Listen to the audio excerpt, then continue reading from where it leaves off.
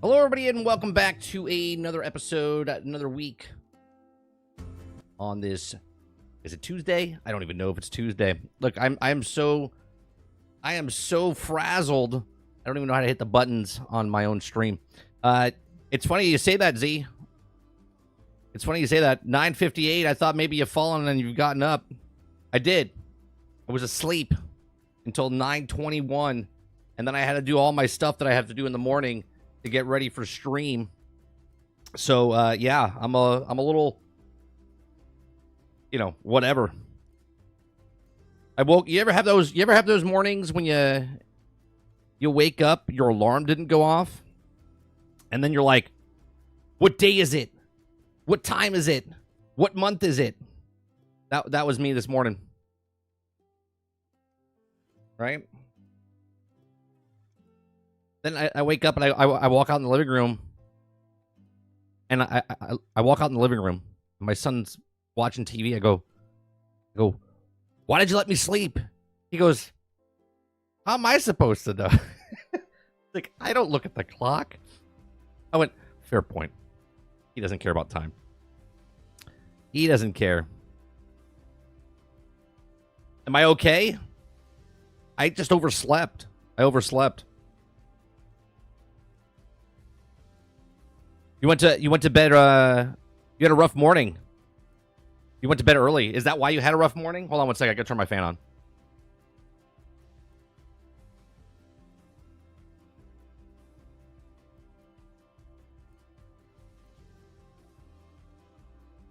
I have a standing fan over here because this fan that's up here doesn't really work very well.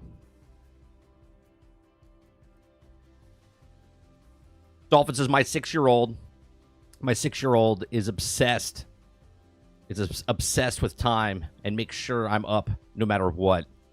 That's good and bad. That's good and bad. I actually hate it. You'll hate it now. You'll be very thankful later in life when they actually are always on time. All right, so on today's show, last night, it's a good thing I made the thumbnail and stuff last night. I usually make it in the morning. So apparently something came over me last night. I was like, you know what? I'm going to make the thumbnail tonight because I'm going to oversleep in the morning, subconsciously in my brain. So we're talking about the Harry Potter Quidditch game. They came out last night with a trailer for it. So we're going to talk about that. We're going to watch the trailer. I'm going to give you my thoughts a little bit because I played it over a year and a half ago. And I'll give you my thoughts on what this game is and what could it potentially do. So we're going to talk about Suicide Squad Kill the Justice League. This comes from PC Gamer. It says, Suicide Squad Kill the Justice League only had one job, but it already started to revive the Justice League. I don't know what the article says, but the fact that they wrote this article, surprised that they're bringing back the Justice League in Suicide Squad Kill the Justice League. If anyone played the game, you would know that the Justice League didn't die. You would know that the Justice League didn't die and they were going to bring them back. We talked about this like day one when we were playing through Suicide Squad Kill the Justice League. So that's funny. We're going to talk about Capcom. Capcom game sales fall nearly 50% during its first quarter of the fiscal year of 2024. And then we're going to talk about the next-gen Xbox release date, rumor specs, and everything else we know. This comes from, I believe, GameSpot.com. So that's on the show today, and anything else that we come up with throughout the morning. How's everyone doing? Good morning, good morning. What's going on, Z? What's going on, Dolphin? Gaming Fire, Robert Jones, Dustin Straw, what's going on? Water Bear, good morning. All right. I'm still trying to get everything a little set up here. I pride myself on never being late. We were I started stream. I started the show 1 minute late, but stream was up and running 2 minutes before. So I try to be as strict as possible on my streams and whatnot. Do I have two? I have two of these. Inside Gamer. That's the 29th. 1 minute read. The same. Yeah, it's the same article. I don't need both. I don't need two of them. Oh, We also got what is this? Oh. We also have from Variety, since the Robert Downey Jr. thing was announced, how much money that Disney and Marvel's throwing at the directors and Robert Downey Jr. So we'll talk about that a little bit as well. What's going on, Mr. Luke? What's going on first?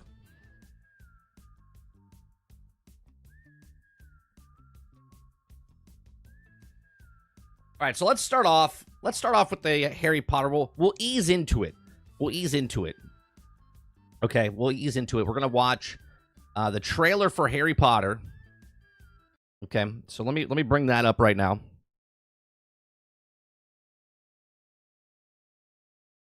Oh, did you start the first Ascendant, Luke? Oh, look. Do you see? Look, I haven't even changed this yet. Chat, I am falling apart today. I am falling apart. Dear Lord.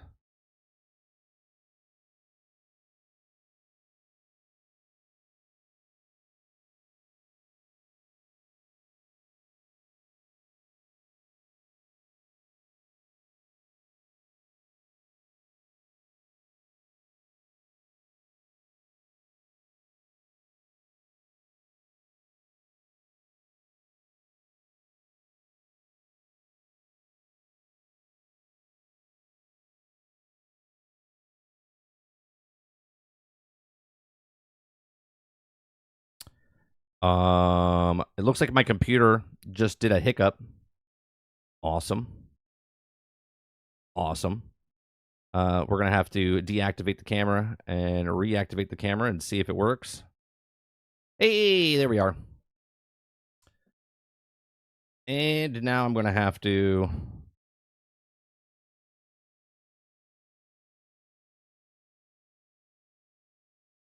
reset my camera now. There we go.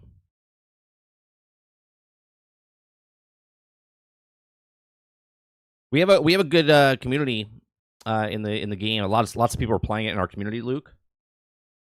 So if you hit up people in chat, they'll give you their gamer tag and whatnot.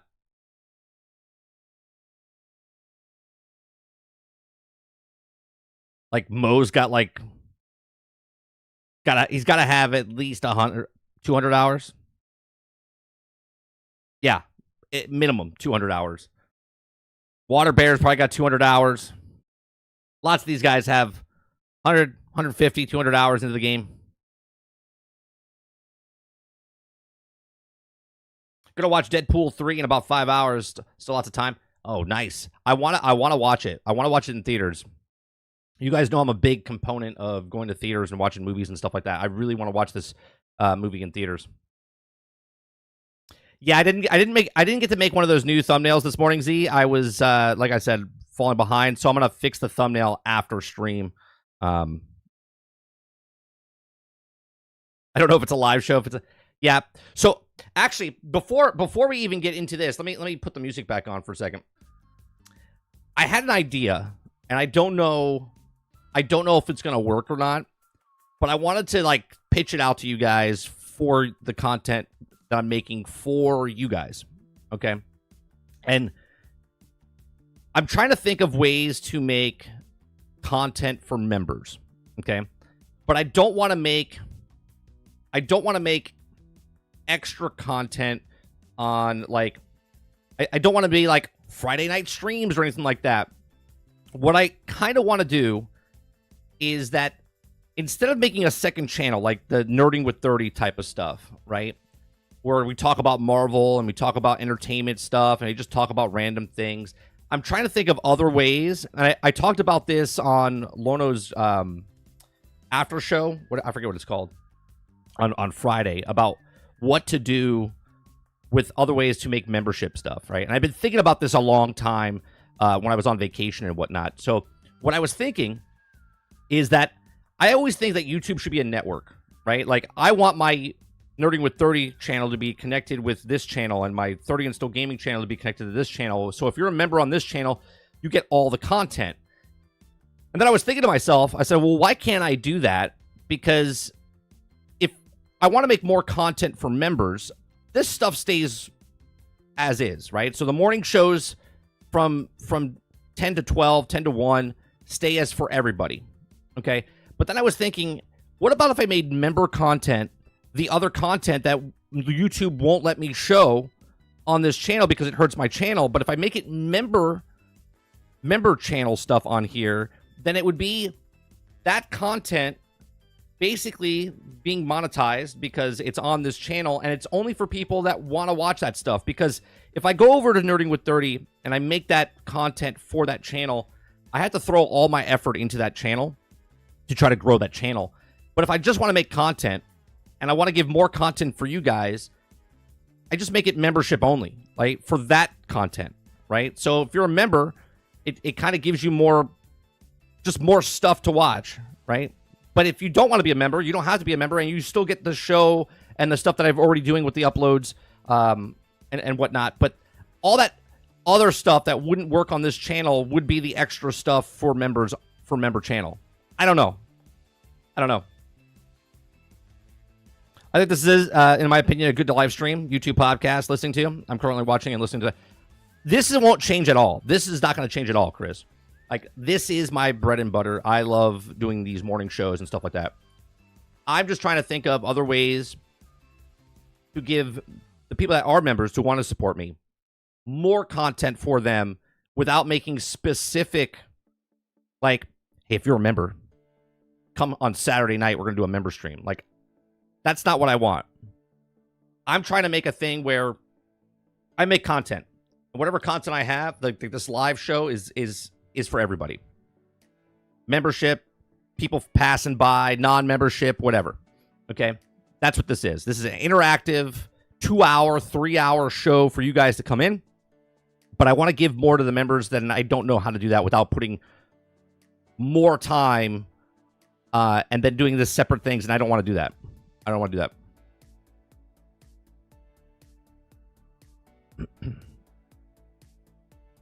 How much ibuprofen do you need to listen to the industry bullshit today? I mean, I don't know. It all depends, Sarge. How much do you want to take? 2? 3?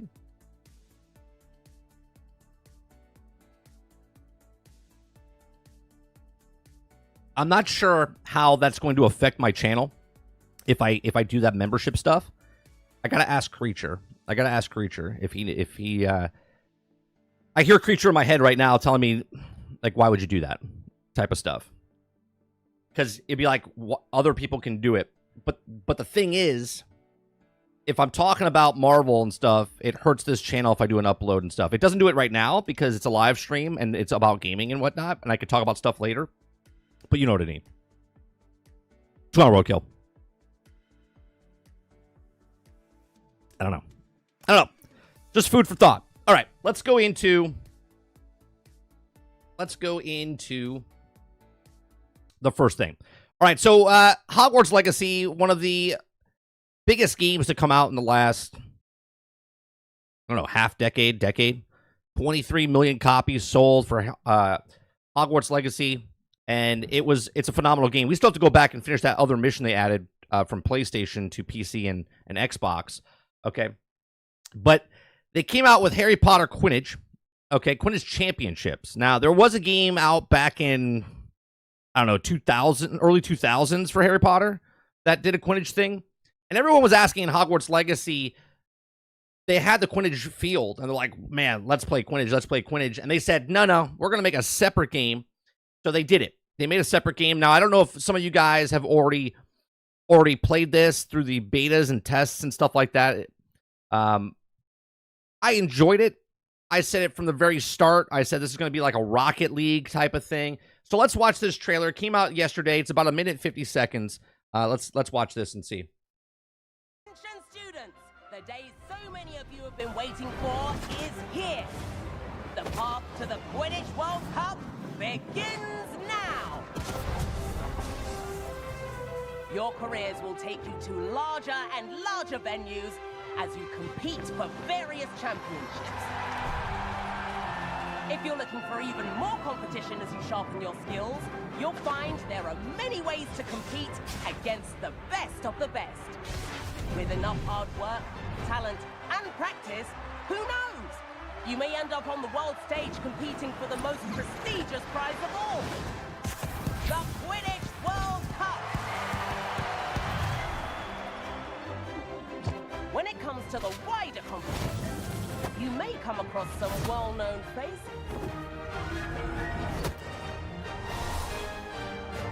And yes, I know how many of you like to express yourself.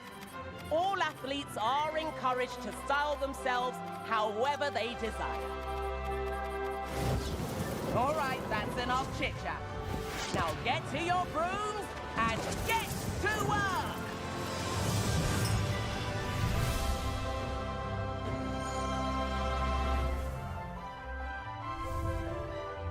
September 3rd it comes out. So it's right around the corner. It's for PlayStation, Xbox, Steam, and Epic Game Store. Available September 3rd. Day 1 with PlayStation Plus. Available digitally September 3rd. And in stores November 8th. Okay.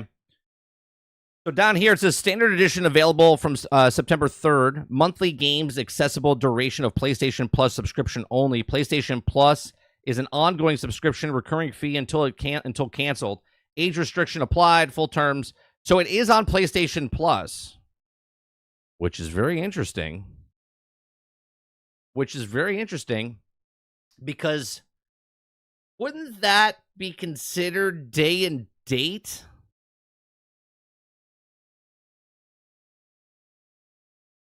I know it's not their first party title, but it's interesting. I know probably that's not the news story out there.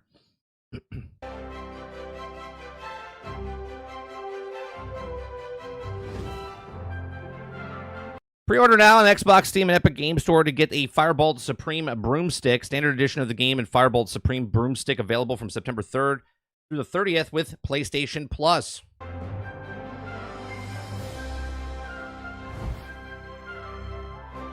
And then you have the Deluxe Edition for 2,000 gold. Now, this is a $30 game, I believe. Bonus Legacy Pack and Harry Potter Quidditch Championship as an exclusive gift for Hogwarts Legacy players. Okay. So, mind you now that this game is coming everywhere on September 3rd. It's coming everywhere on September 3rd. It's not on Game Pass. And I said this a long time ago. I said that these streaming services will be the new console exclusive type stuff, right? Now, obviously, we all know that Hogwarts Legacy had a hidden mission behind the thing, and PlayStation paid a lot of money for that. So now they've actually paid money to put it on their service. So what PlayStation has said, or Sony has said about Game Pass, what has said about Microsoft on how they could take advantage of things and put it on their service, and it could be a lesser game, they have just done that by putting Harry Potter Quidditch Championship on PlayStation Plus before everybody else, or it's on the day and date, but they get extra stuff. They got the exclusive stuff over on PlayStation Plus. Talk about taking a rock and throwing it at a glass house. I just think it's quite interesting. Now, obviously, a lot of people won't talk about it. They'll be like, well, what's the big deal? It's just a Harry Potter Quidditch game. No one's going to play it. Not the point. The point is that they got a game, brand new game that's coming out, day and date, and it's on their streaming service of PlayStation Plus. Now, the question that I have for you guys is, do you think this game is worth a $30 price tag? We'll have it played in the background as we talk about it. Do you think there's a $30 price tag to this game? Do you think it's worth it? Or do you think this is that type of free-to-play game? And on top of that, I played it, and I thought it was a fun game. This is a fun weekend game, maybe a week game. It's a single player. Someone asked earlier, is it a single player game? It is a single player game, and it's also a multiplayer competitive game like you're playing Rocket League. Think of Rocket League, right? Rocket League, you can play solo, and there's NPCs and bots around you, and you can play multiplayer on Rocket League as well. Okay? Right, Kylo. This is why Quidditch wasn't in Legacy. It's funny to me that if this is the reason they held it back, because they put it in this game itself. I don't know if it is, but again, the conversation I want to have, this, remember, is only a video game or I'm sorry, a game that was created by by what's her name? What's the person that God, I can't think of her name.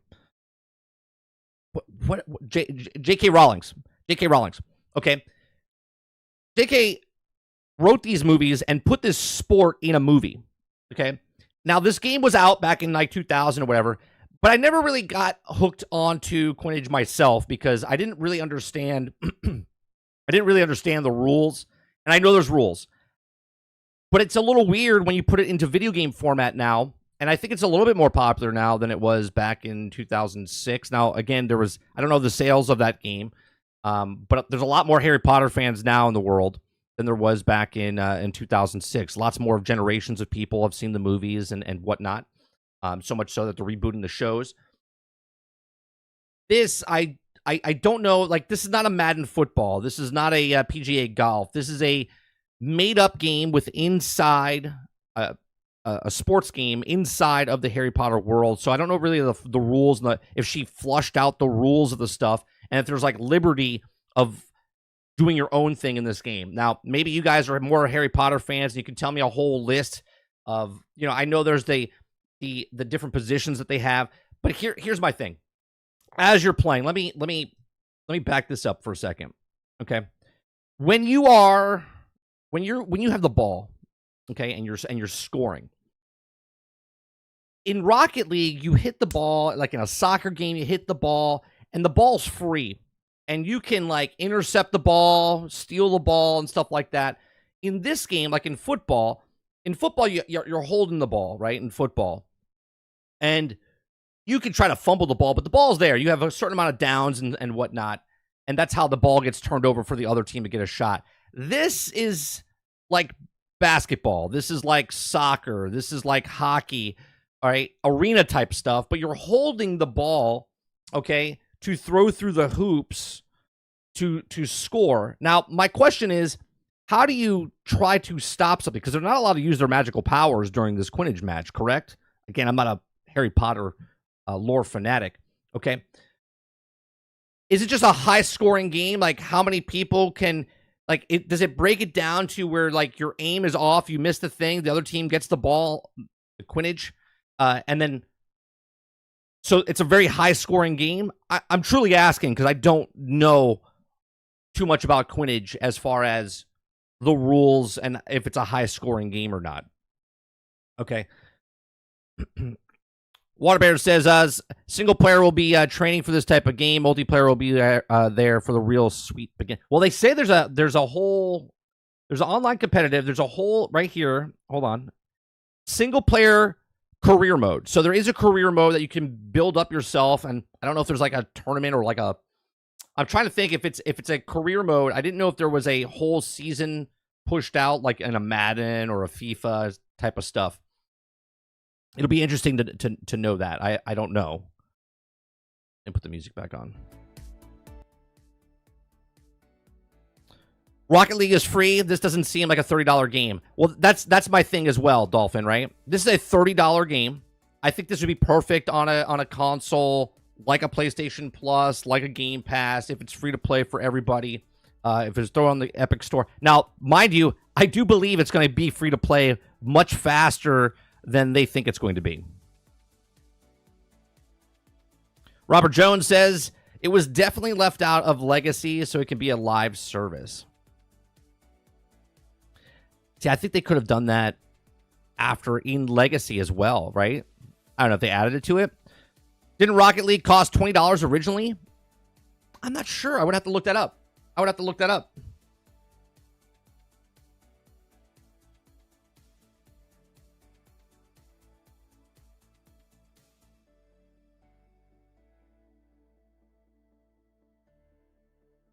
I want to say you're right.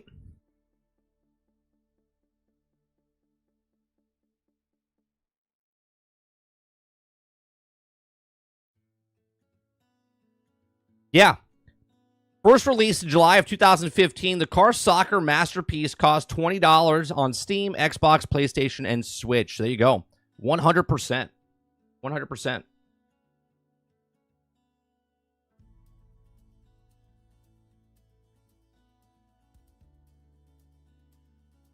So, and then Epic bought them, right? Epic bought them. And then they made it into a free-to-play live service type of game. Rocket League is a fantastic game. It really is a really cool sports game, right?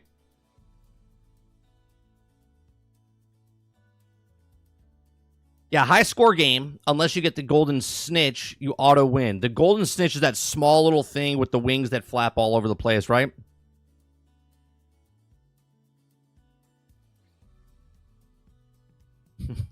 Yeah, you can't use magic though. You can't use magic during the thing. Okay, Kylo says they have a seeker whose main job is to end the game by getting the golden snitch. It's not an auto win. You get 100 points, so they have more than 100 points, then they just do not win. Got it. Obama says you had to pay for Rocket League for years before it went free to play. Right, because I think Epic bought them in 2018 or 2019, something like that.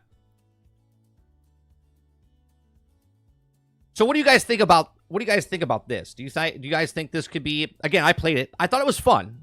As soon as it came to me, I was like, oh, this is like Rocket League. But I scored and whatnot. It was fun. I didn't play online competitive, though. It was only solo when I was playing through bots and whatnot. I thought it was good. I didn't think it was great. Now, they could have changed it. Last time I played it was like May of 2023, something like that. So it's been a while since I played it, about a year and a half or so. Right? They show a little bit of gameplay. Here's my thing. What is everyone else doing on the field, on the court, on the sky? Okay, if me, Kylo, Water are playing, okay, is it like how many players per team? You know, I guess I could look up the. Let me look up the rules and stuff. Maybe I can answer some of my questions here. Rules of Quidditch.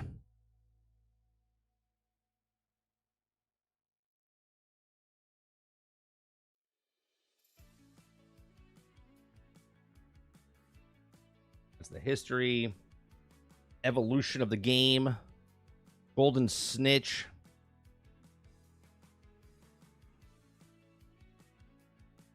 All right. So you mount the brooms, okay. Let's see. There were 7 players of Quidditch team, 3 chasers, 2 beaters, 1 keeper, and 1 seeker. The game has played with 4 balls, 2 blungers, and a golden snitch. Okay, the chaser handled the quaffle and earned points by tossing it through any one of the set of 3 gold posts on the opening opposing team's side of the field. Each gold was worth 10 points. The keeper guarded the goal post is an effort to prevent the opposing team chaser from scoring. Okay, so it's like soccer, like hockey.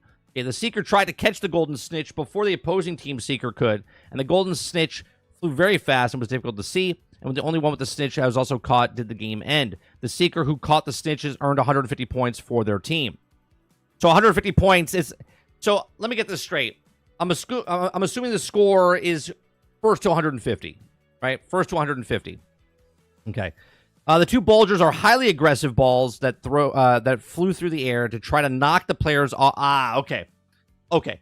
So there's giant balls that you get to try to knock or disrupt the person to knock them off their broom. Got it. So I was just going to say, what are the other players doing? Like, if I have the main ball in my hand to score, what's the rest of the team doing? Are they just chasing me around, trying to... Do you know what I mean? Like, I understand stuff on the ground. I was just confused when it's in the air. The game started with 3 referees releasing all 4 balls from the central circle on the field, and the blungers and the snitch were bewitched and fly off on their own accord. But the quaffle was thrown into the air by the referee to signal the start of the play, and similar to how the games in basketball and football, popular Muggle sports, begin to reference throwing the ball in the air. Now, after a goal was scored, the opposing team's keeper could throw the quaffle back into play, it's like soccer. Same goalpost is score throughout the game. Now, if the game only ended if the golden snitch was caught, or if the captains on both teams managed to reach an agreement, some games could go on for many days. So wait a minute, it's not even who the points for. It's who can catch the snitch, or if you're tired and they... What a stupid ending to a game there. You're like, yeah, I think we'll end the game now. We've been playing for 4 days straight. I'm a little tired. Okay, so the winner of the game of the team is the most points regardless of who caught the golden snitch. Catching the golden snitch was worth 150 points to the team whose seeker made the catch, but it did not necessarily mean they would win, as the other team could still have more points and the snitch was caught, i.e. the other team had 160 more points than the snitch was caught. As a result, it was possible, so basically they're going to put a timer. They're going to put a timer, and that person at the end of the timer would probably win the game. Interesting. I didn't know that. So games could go on for days. Fantastic. Right? They're going to put a timer. I wonder if there's some gameplay.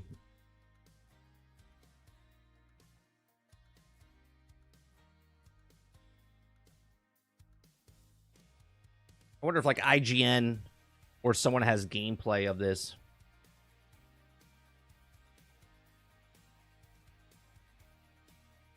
That's the official trailer.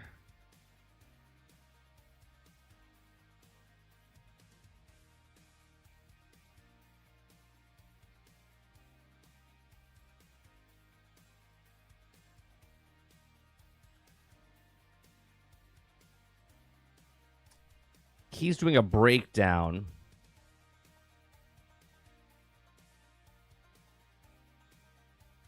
"15 hours ago." No, you can't see any gameplay. No gameplay.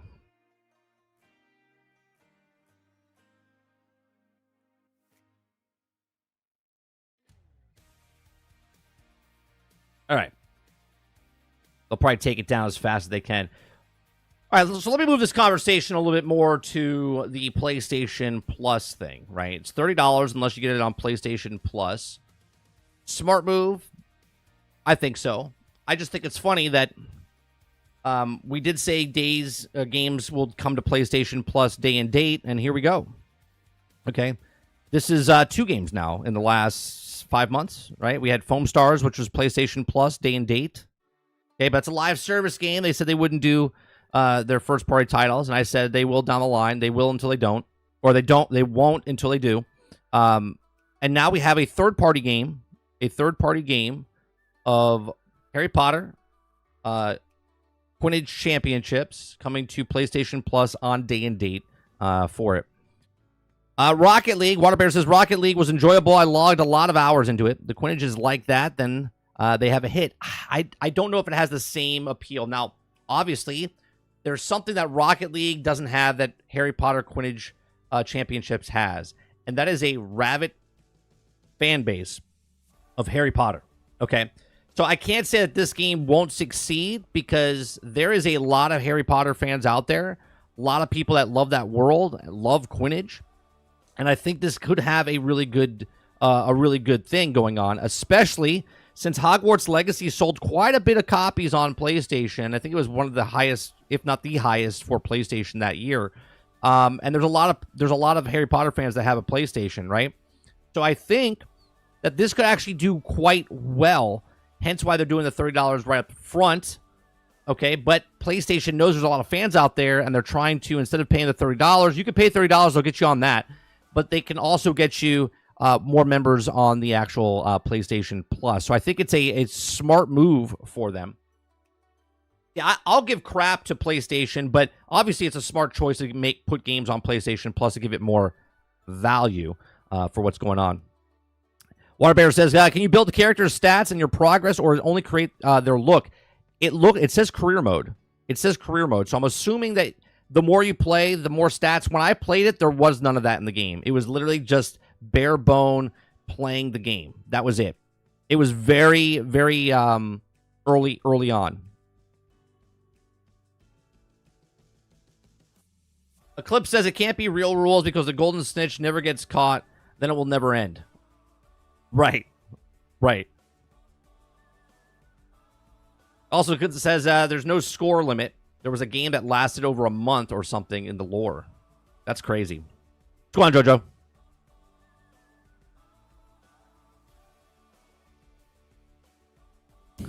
JoJo? They've been doing it for like 10 years. What, games that are brand new games coming out day and date, Jones? If that's true, then why does everyone say that Game Pass is diluting the market and yet PlayStation is doing the exact same thing with PlayStation Plus? That's my question.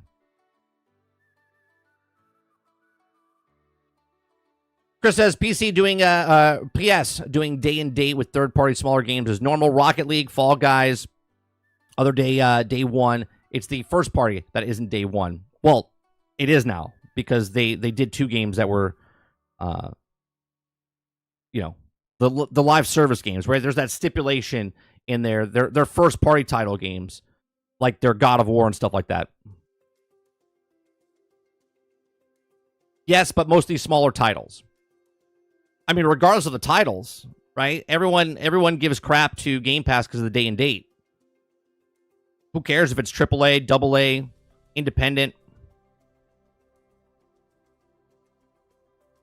I think surprisingly, yesterday we talked about Concord and how I don't think Concord's going to do very well. I do think this one does well. And I don't know, when does... This one comes out September 3rd.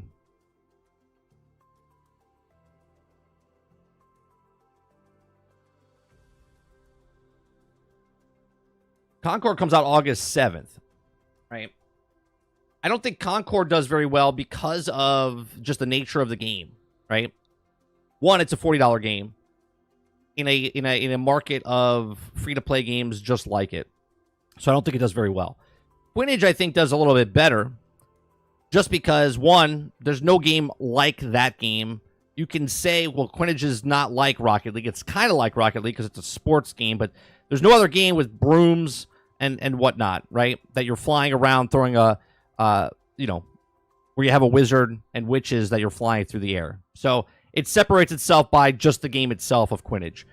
But the game, you can start comparing to other games like a Rocket League, like a Turbo Golf Racing type of stuff, where it's a less likely game to succeed like with the masses. I would also put it in this prospect of the other Ubisoft games or the Square Enix games, that roller derby game, or what was the other game that they had? There's a roller derby game, and there's another game that was like low tier, fun sports game, but it's not going to be a massive success. Now, the difference between those games and this game, Rocket League is very popular, very popular. I can see this game becoming very popular within the niche of the Harry Potter fans and community. And again, there's billions of people that love Harry Potter. Now, I don't know if billions of people are going to play this game. It all depends what the marketing it is. But I do see this doing quite well just because of the IP and the recognition and coming off the success of Hogwarts Legacy. Again, different art style, different things. When you look at this, this doesn't scream... hold on. This doesn't scream, like awesome graphics or anything like that. It's a cool art style, very cartoony. Obviously, it's going towards the kids. This game is not meant for, me, our age group or bracket. Unless you're a Harry Potter fan, obviously play the game that you want to play. But obviously, they're marketing towards this more towards the younger generation, mid-teens and whatnot that are the Harry Potter fanatics and fans, which another game for you. They had a great game last year with Hogwarts Legacy, and I think this could be a good game for them. I think the $30 price tag might hurt them in the short term because I don't think it'll sell well. I think people will play it or wait for it to go on sale, but I do think it will sell well. And again, this game probably didn't cost them, $300 million to make. They had it pretty much. Like I said, I was an early edition of this game over a year and a half ago, and now it's coming out on September 3rd. So within less than 2.5 years, they made this game, put it out. So the price of this game is not very high. So obviously, I think they'll be very successful making their money back with this. Harry Potter is my age group. It's everyone. What I'm saying though, Jones, are you going out to buy this game right away? It's probably not meant for you, right? Obviously, it's meant for anyone that's a Harry Potter fan, but they're not aiming for you. They're not aiming for the 40-year-olds playing the game, mid-30-year-olds playing this game. They're going for the kids. They're going for that younger generation. Obviously, it's for everybody.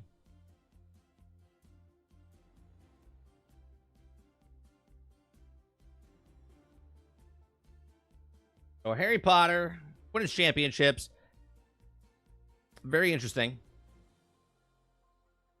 I didn't think it was coming out so fast, I'll be honest with you. I didn't think it was going to come out September 3rd.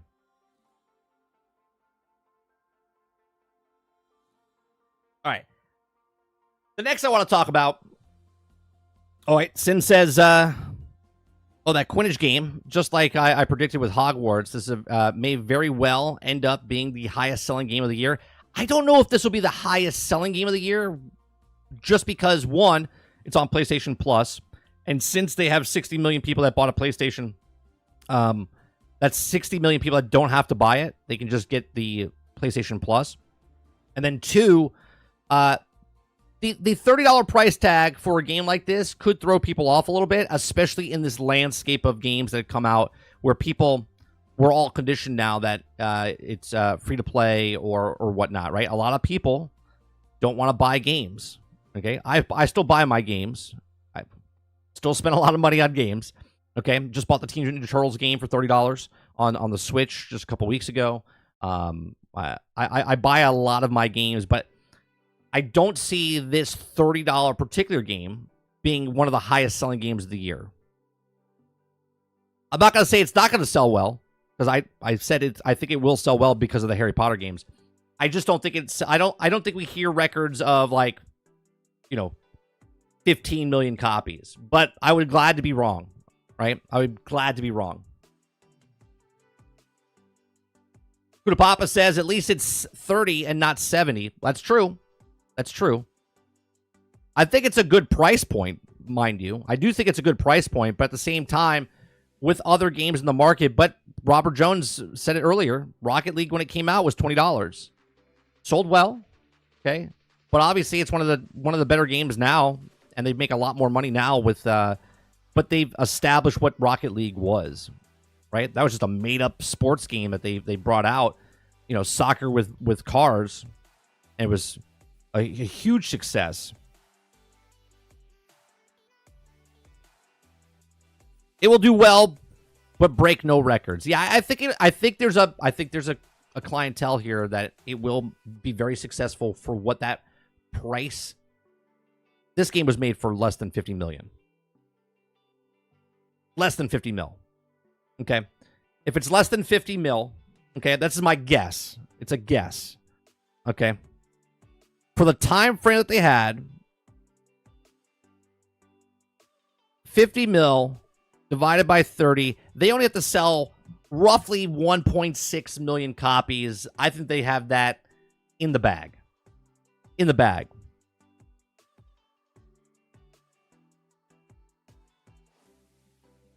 I think they'll make their money back. Right? Now, obviously there's some sort of cosmetic store in there as well.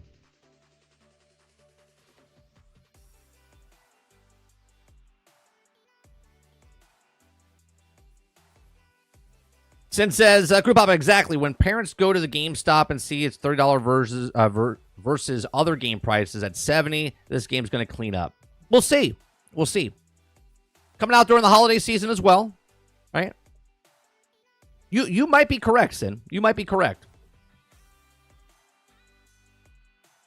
Sarge says the play mechanics will make or break this game. It's either competitive or arcade, and we'll see how long it lasts. It feels very arcadey. Very arcadey. Now, again, I didn't play it online with other people, so I can't tell you how competitive it is. But it was very arcadey. It was fun. It was fun. It all depends on what those mechanics, like you said, Sarge. Like, am I leveling up? What am I unlocking? Am I working towards something? We'll see what happens. They probably had to spend 50 mil for the license. I don't think so, because I think the company making it, let me double check. Right? Let me double check. I'm pretty sure the company that's making it is under the Warner Brothers. Let me look at it.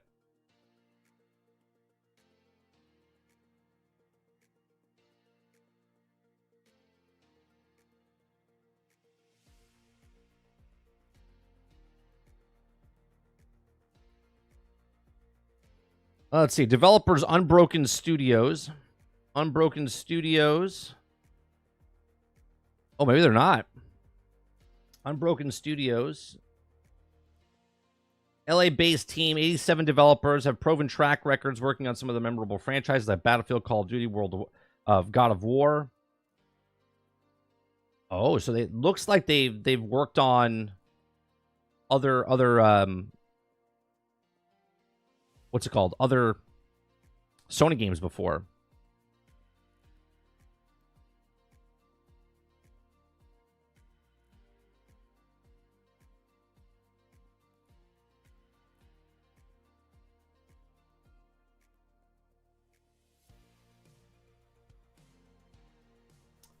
Well, this is interesting.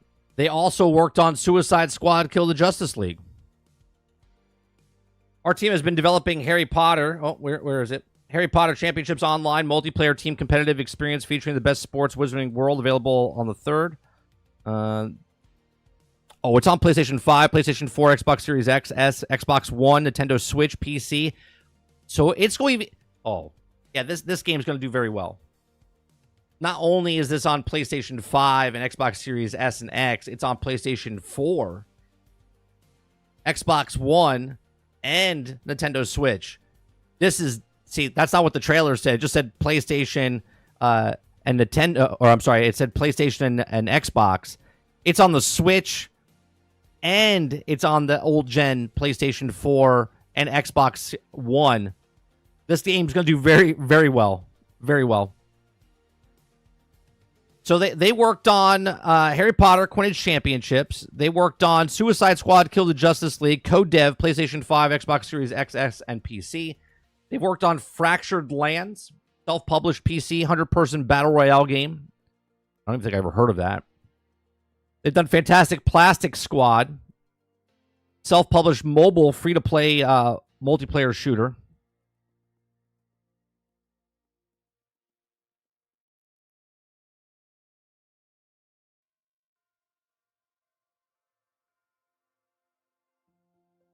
Well, look, they put all their employees on there. We got 3, 6, 7, 8, 16, 24, 32. Where I start? 32. Then we have another 8. That's 40, 48.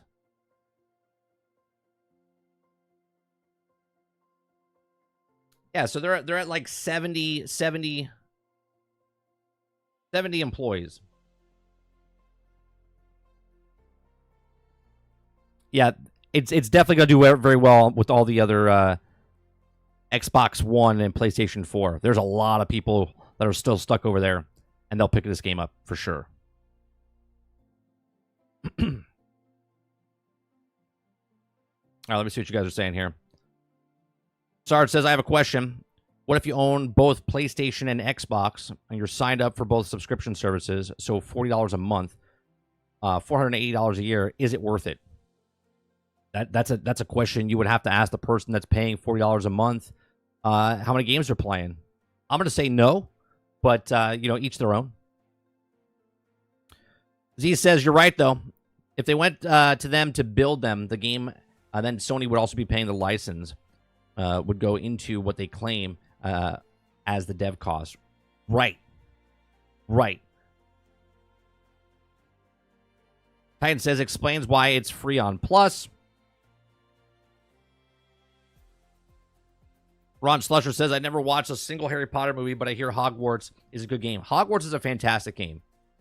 I think if you know nothing about Harry Potter and you just played the Hogwarts Legacy, I think you would enjoy it. But I think you would, if you are a Harry Potter fan, Hogwarts Legacy is that fantasy game that you've been waiting for your entire life. Like, it's so good. And I'm not a Harry Potter fan. Like, I enjoy the movies. I'm not a diehard fan. I extremely loved Hogwarts Legacy. I thought it was brilliant. It was so good. The attention to detail that it did with the castle, and just the story itself was pretty good. And the gameplay, which I was most concerned with before the game came out, when I played Hogwarts Legacy, the magic and stuff was so good. Like, the way they did it. All right, let's go from Hogwarts Legacy and Quidditch and Harry Potter. Let's talk about Suicide Squad Kill the Justice League. Only had one job, but it's already started to revive the Justice League. Tell me you played the game, or tell me you didn't play the game without telling me you didn't play the game. Tell me you didn't play the game without telling me you didn't play the game.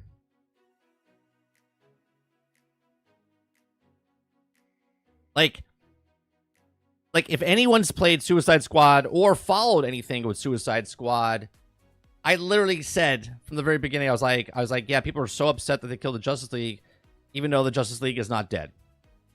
Okay. So now I'm assuming this person is giving shit to them because in the latest expansion, DLC, season pass, whatever you would like to call it, with Karen Freeze in it, there's a cutscene in there, and it shows that the spoiler alert for those of you that are still interested. Maybe you haven't played the game, you're so involved with the game that you've haven't played it yet. There's a cutscene that shows that you save the Flash.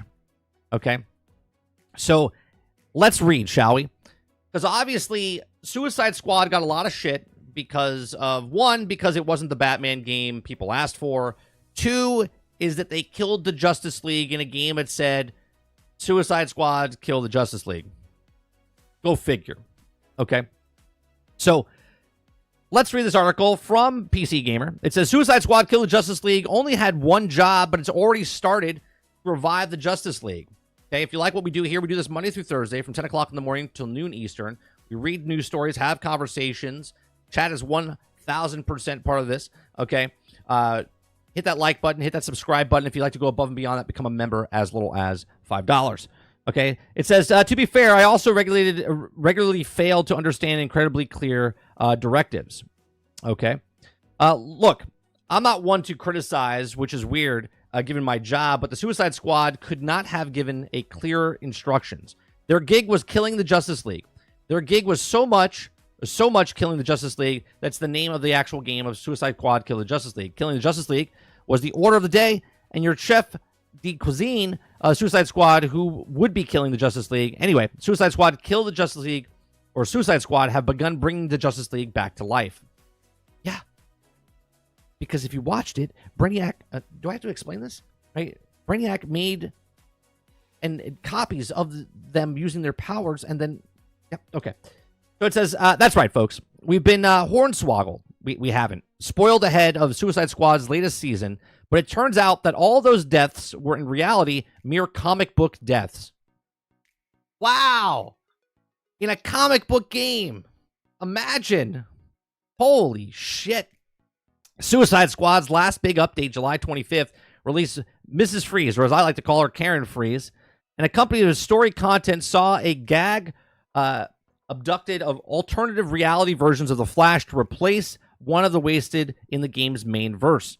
Hope the universe he came from didn't need him for anything. For now, the Flash's safely protective pod, ready to become a beautiful supersonic butterfly as he was born into.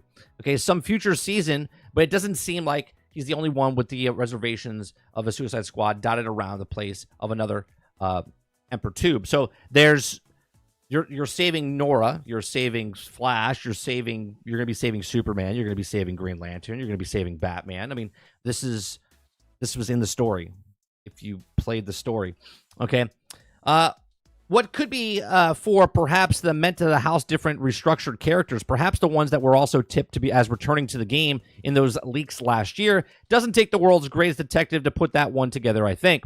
Although, it's very funny, at least to me, that the Kill the Justice League game is pivoting into reviving the Justice League game is not really surprising.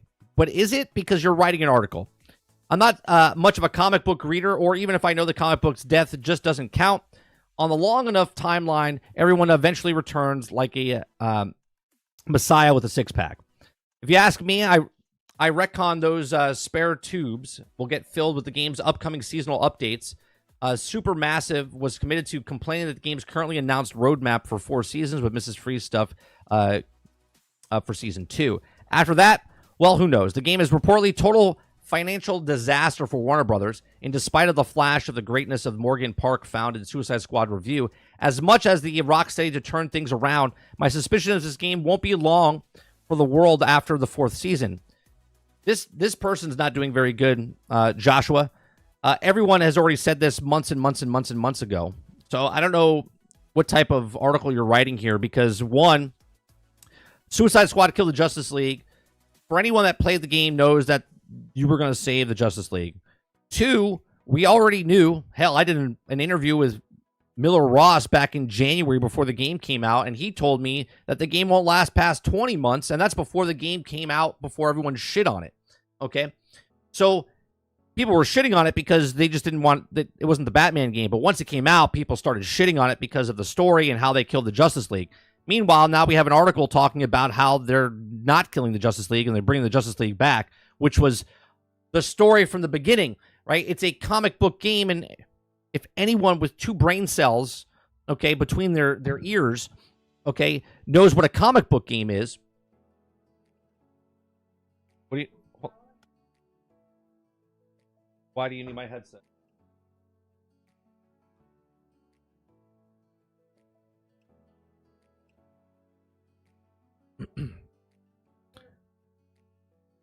My son needs my headset now. Uh-oh. We're gonna have to buy a new headset. We're gonna have to buy a new headset for my son.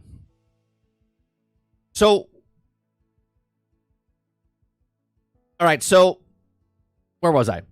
Oh, Suicide Squad basically was the game that we thought it was. If you're a comic book fan, you're like, oh, Suicide Squad to kill the Justice League. This is a cool story that they're going to kill the Justice League. I thought it was an interesting story in the beginning because you're the bad guys killing the good guys, and then the good guys are coming back. Now, what I want to know is if they had plans, because they're probably not going to do this anytime now because the game was such a wreck because of what happened. But I wonder at some point down the road, did they have plans where you could use the characters? Now, we talked about this year, a year prior, about making the Justice League game, if you get to use the actual characters, because I've had, at least on my channel, that you have to have as many characters as possible coming into the game, and yet I think they're failing doing that as well by slowly bringing out the characters, and the characters they're bringing are not they're like the D-list of characters they bring. I wonder if bringing back the characters, if it does some sort of a special ability down the line, or that you can actually use Flash or use Superman. Now, obviously, how would that work with guns involved in the game? So probably not. But I wonder if at some point in the development process, they thought about this, but they had to change it because of certain things. Who's to know? And probably we'll never find out. But what I find funny about this article is that they talk about the game like they didn't play it, and then when they did play it, they were confused by it, and they kind of got into the cycle of what all the other people were talking about instead of actually playing the game. The game itself is not a bad game. It really isn't. It's actually a pretty fun game. The storyline, it's not the greatest storyline. It's a comic book storyline. Some comic book stories suck, and some are better. This is actually a pretty good story.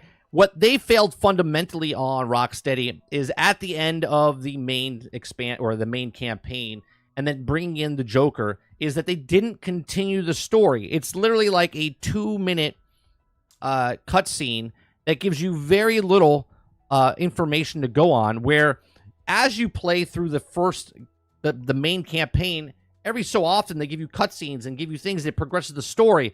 But when you play the DLC of the Joker, and now with Karen Freeze, you play for like 10, 12, 25 levels, and then you get a cutscene. And that is the major problem, I think, with Suicide Squad, is from a fundamental story point, is that the very first part of the game worked well. Did a couple of missions, got a cutscene, kill a boss, do the thing. But in the second half of the end game of the Joker content, of the Mrs. Freeze content, you had to go up 40 levels. You got a cartoon story in the very beginning, and then you got the cutscene that you wanted about, I don't know, 4 or 5 hours in, and then that's it. And then you have to wait for the season 2, part 2, and then you have to wait for the next season, and that is fundamentally where I think Rockstar went wrong. If they just kept bringing the content in and had story, where it was the beats of do mission, get cutscene, sort of like Exoprimal, sort of like Ghostbusters Spirits Unleashed, where every couple levels you get like a cutscene to progress the story along the way. I think it would have come across a lot better because they did a really good job with that stuff, but they kind of just abandon it. They kind of just abandon it, and it's just the same stuff over and over. It's like, now you're the Joker, now go do these same things 500 times. Now you're Karen Freeze, now do this 100 times. And that is not a good loop in the game. It's just monotonous, and it gets so boring. I still haven't unlocked the actual character myself, and it's less than what the Joker was. It's just not fun doing the exact same things over and over on the rooftop or on this rooftop or on that rooftop. And I think fundamentally they have to completely change the game, but they're not going to do that because the game, in most parts, is dead. No, regardless of what characters they bring in or what happens at the story, Suicide Squad, Kill the Justice League is dead, like the Justice League. Okay, and can they revive it? I don't think so. But is this game a good game? Should you pick it up down the road? I would say yes. At the end, when all of the content is out and you see it on the shelf for like $20, once all the characters are in the game and the story is complete, I think right now it's worth like a $20, $30 game. But I wouldn't give him a dime more for any kind of live service, microtransaction, cosmetic type of stuff. Save your money, hold back. And yes, the Justice League is coming back because that was the story from the very beginning. All right, so let me see what you guys are saying here. Kuda Papa says, I pitched wine paddles, goes to them as the paddles themselves. Short circuit. What is for Suicide Squad? I paid $20 for Suicide Squad, and I'm really enjoying it despite the negative press. Yeah, it's a good game, Ron. It really is. Right? This is me not shilling for the game. Like the story content of the game in the very beginning with the story and everything is a good game. Water Bear says, I like messing with it, y'all Xboxes, but mostly play on PC either way. What is Mo saying? Oh, Mo's good morning, chat. What's going on, Mo? Game Pass, baby. Game Pass. There's all his Game Pass. Sarge says, Mo is right on time. Starting to talk about Game Pass, and boom, he showed up. It's like Beetlejuice. He's like Beetlejuice.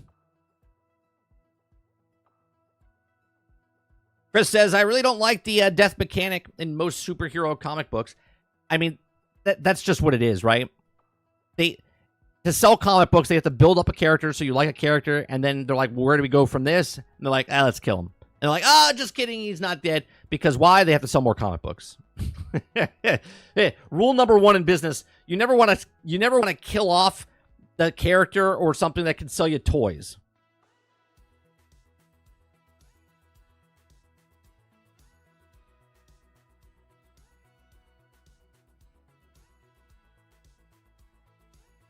Papa says, 30, how many people actually have 2 brain cells anymore? I don't know.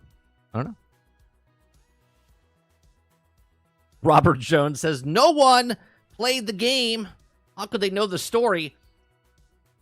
Look, I just talked about Quidditch and don't know anything about Quidditch, but I looked it up to give myself information about Quidditch. They could have, before they did this actual article, they could have did a type search of, is the Justice League dead in Suicide Squad Kill the Justice League?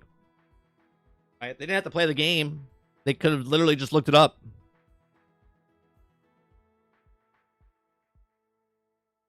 Obama says, no, you'll need to buy you and your son a headset. I know from experience. Oh, no. When I say I have to buy him a new headset, he gets my old headset, and I have to buy myself a new one. Yeah, that's what's going to happen. That's why I said we need a new headset.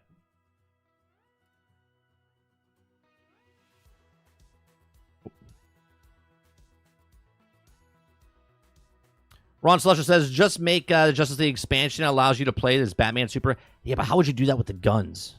You know what I mean? The base of the game is that you're literally shooting guns. Are you going to watch Superman run around with a gun? That would be stupid.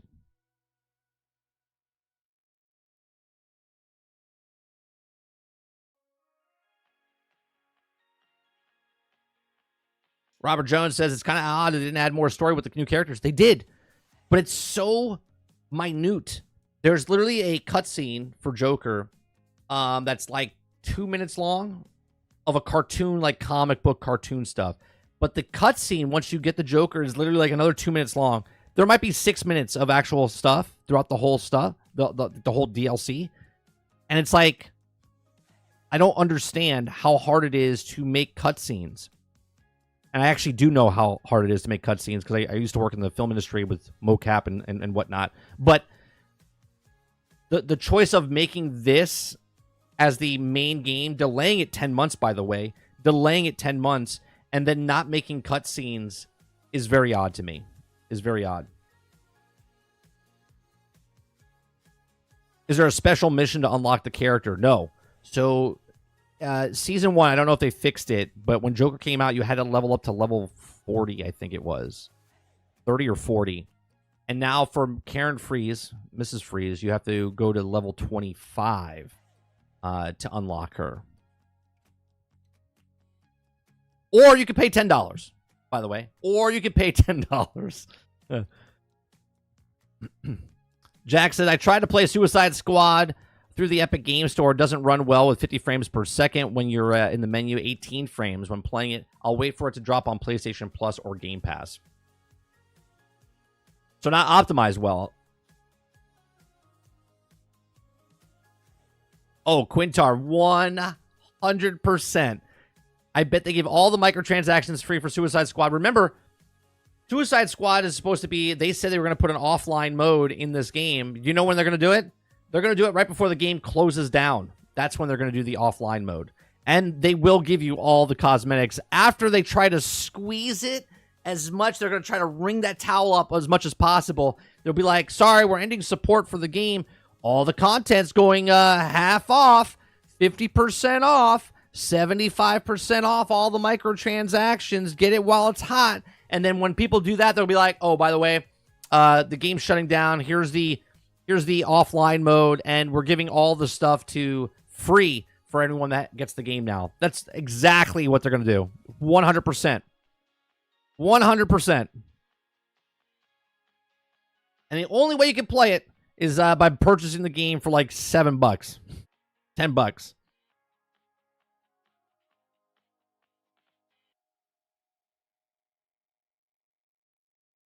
Cool Bama says it's like a horror movies. Jason and Michael will never die. Yeah, they can't die. If they die, then they're out of, like, it ruins the whole franchise, right? You watch those movies now because you want to see what ridiculous kills they do, right? That's part of it now.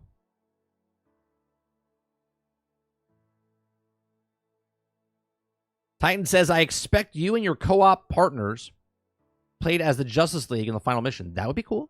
Do one time, and then we could all bitch about, I wish like the whole game was that, right?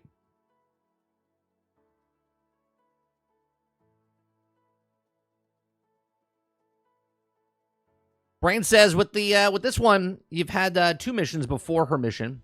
So you pretty much have to do the content they added before you and can do her mission, and then you have to be level 25. Right. It's done very poorly, and there's not a lot of cutscenes. I can show you the cutscene that they show. Would you guys like to see the cutscene?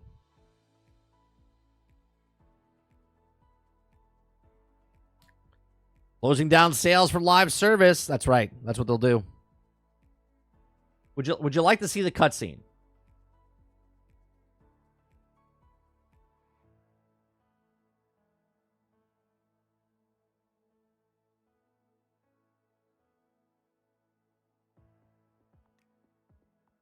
Anybody that cares, cares.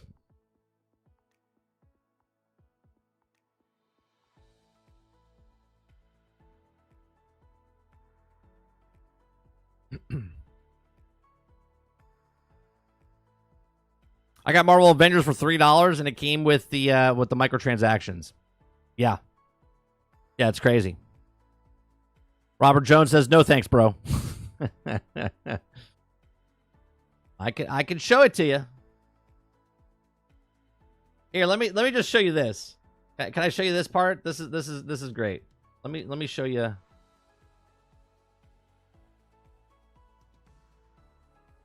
Let me just show you a clip. Just a still frame. A still frame.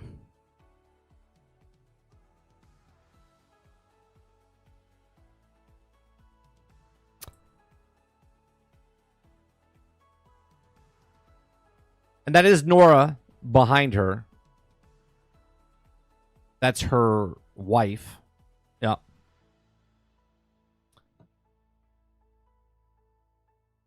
Okay. Now, you could have had you could have had this instead, right?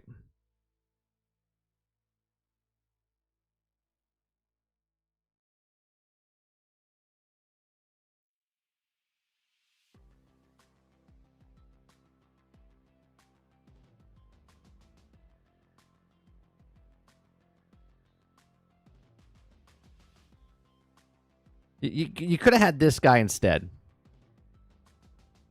Okay. But no. No, instead, you get that. Could have had this, or some variation of him, because that is Mr. Freeze.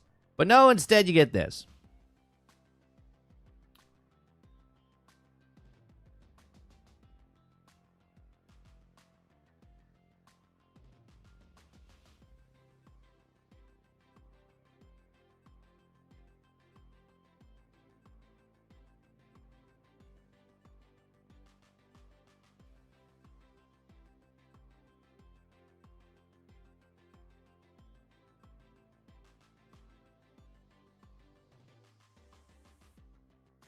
All right, let's go to the next story. Next story we have is Capcom sales fall nearly 50% during the first quarter of the fiscal year. Okay. Guys, like what I do here, we just cover news stories, have conversations with you, give you my thoughts and opinions, get you through your day, a couple hours. Okay. As he says, they spend so much time redesigning something that's fine, but not flesh out the characters like the comics already did. You lose your audience. I have a fundamental issue here. Let me take the Capcom thing off the. I have a fundamental issue, Z, with them changing any established character. That's my problem. Okay, I will check out or have much less interest. Oh, give me 1 second. My dog's barking strangely. Give me 1 second. I'll be right back.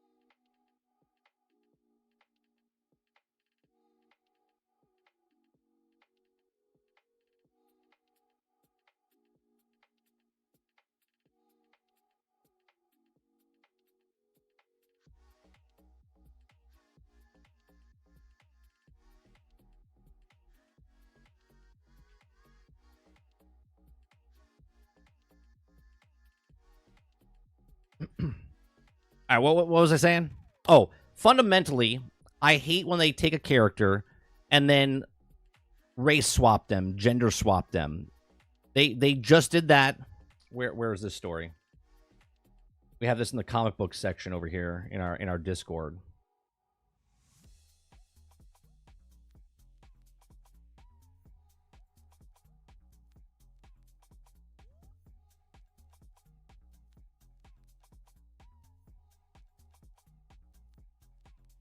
Like this right here. The new Batman show that's coming out. Okay. The Penguin is a woman now. Okay. The Penguin is a woman now. I have a fundamental problem with this. Okay. You can make a brand new character, but they change it because reasons. Okay. They change it because of reasons. Okay. That's what I have a fundamental problem with, right? It has nothing to do with they spend so much time redesigning something.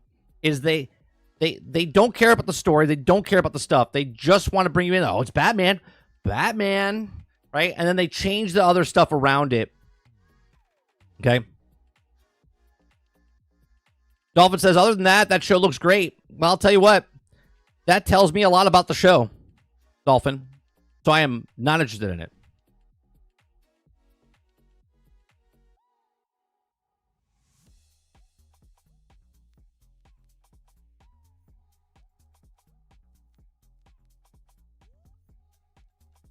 As he says, I do agree with you with the theory. I just don't saying that they're write it as well and it won't be as much of an issue.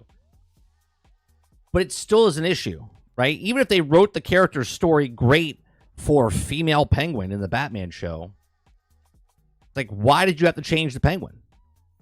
That is the problem.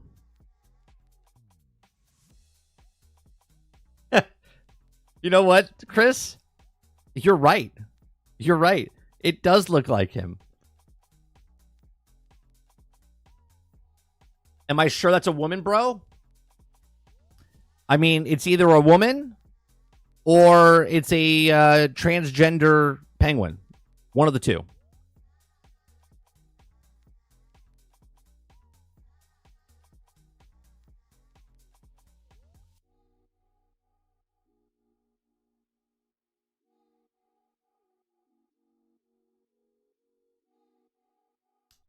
I don't mind if they change a character as long as it's a decent show. Why do they have to change a character? In what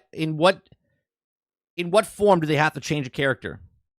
Instead of making a new character, why do they have to change the character? What is the reason for changing the character?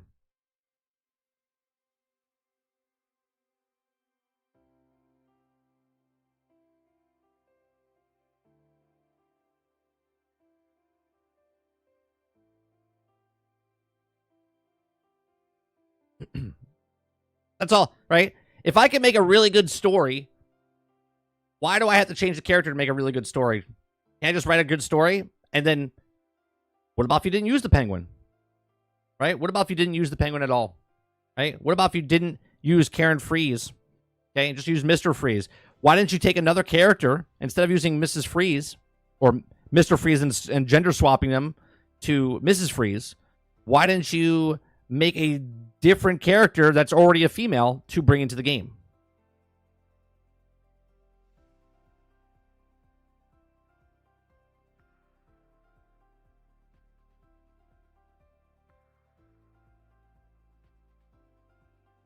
What's the ratio between gender swap male to female? I'm not sure. Someone have to do a case study on that. Chris says, would have been better if the Penguin had a daughter and become the next Penguin instead, but she actually fit the good-looking beauty. Maybe it is. Maybe that is his daughter, and she just looks just like the Penguin. Who knows? Haven't seen the show yet. Maybe that is his daughter. Maybe that's not Oswald. Maybe that's his daughter that grew up and looked just like him, but with makeup on and a wig. Who knows?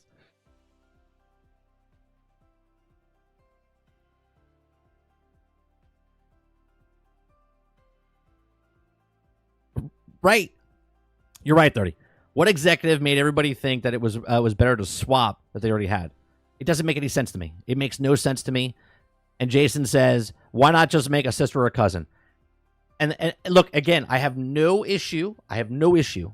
If you want to bring in a lesbian, a gay person, a transgender person as the villain or the character, cool.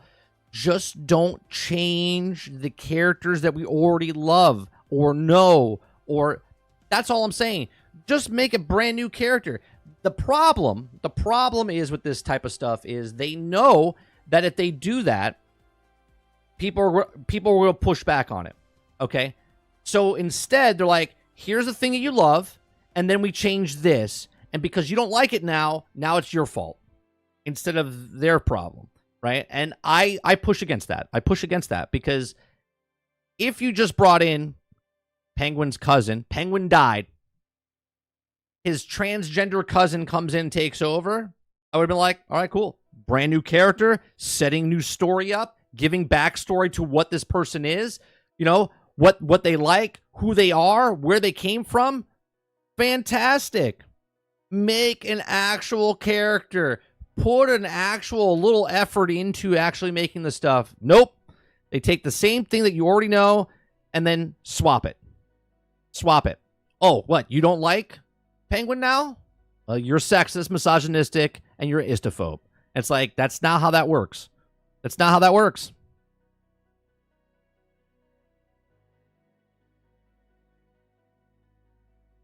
Not how that works.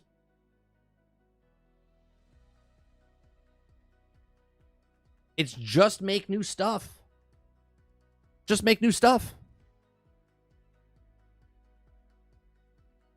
The crazy part is these are all fictional characters. Fictional. You can make new... Hold on a second.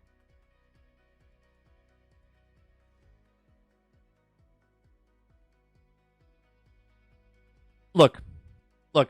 This is from Eric July's comic books, right? He made a brand new character. It's just a new character.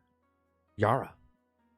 We knew nothing about this character beforehand, and yet now there's a comic book, and if you like this, you can read it and go, oh, wow, it's a new character.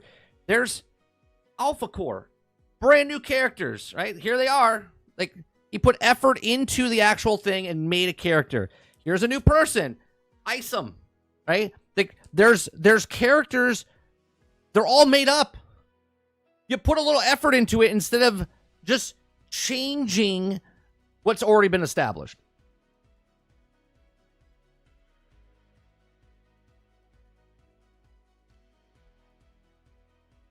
It's like, how do people not see this?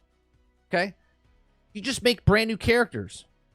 And you put a little effort behind it. You put a little backstory into it, right? Like Tolkien, he put more effort into the character in the background that you'll never even know of. It's like a Pippin walked past a storefront and a baker was in the background, and Tolkien gave a name to that baker in the background, gave a name and a backstory to the baker's family and how long he's been a baker for, and right, it's a baker. But he gave more detail to the people in the background that you'll never ever see, you'll never ever know of. Lore, background, religion, all the stuff to that character that you'll never ever see. And yet these people are like, Penguin's a girl now. Mrs. Freeze is a girl now. Like, what? So stupid. So stupid. Speaking of Penguin, any interest in the new movie? You talk about the TV show on HBO? Talk about the HBO show with Colin Farrell? I have no interest in it because I think he would look better if he was Minnie Driver. I don't know. I really just don't. I don't like Penguin because I think Colin Farrell should wear a wig and be Minnie Driver. I think Minnie Driver is actually the voice. Now that I just said that, yeah, Minnie Driver is the voice actress for Oswald Copperpot for the new show. I must have subconsciously read that, and that's popped in my head.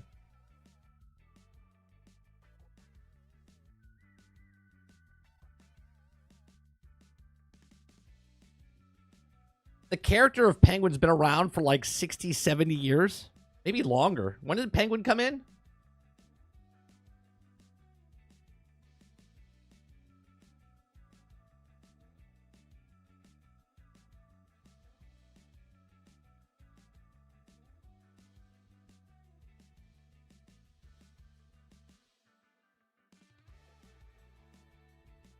(1941). 1941. He's 80, almost 80 years old. Over, right? 83 years. 83 years old. Time to change.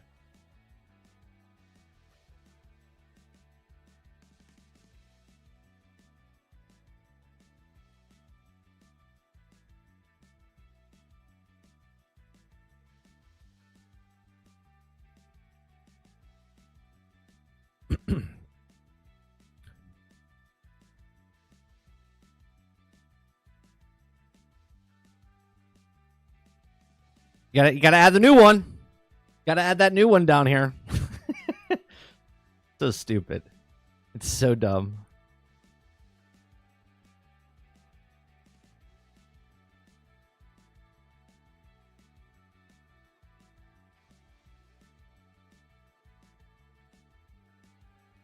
Yeah, I'm actually interested in Colin Farrell's Penguin. I think he did a fantastic job in the Batman film, and you couldn't even tell it was Colin Farrell.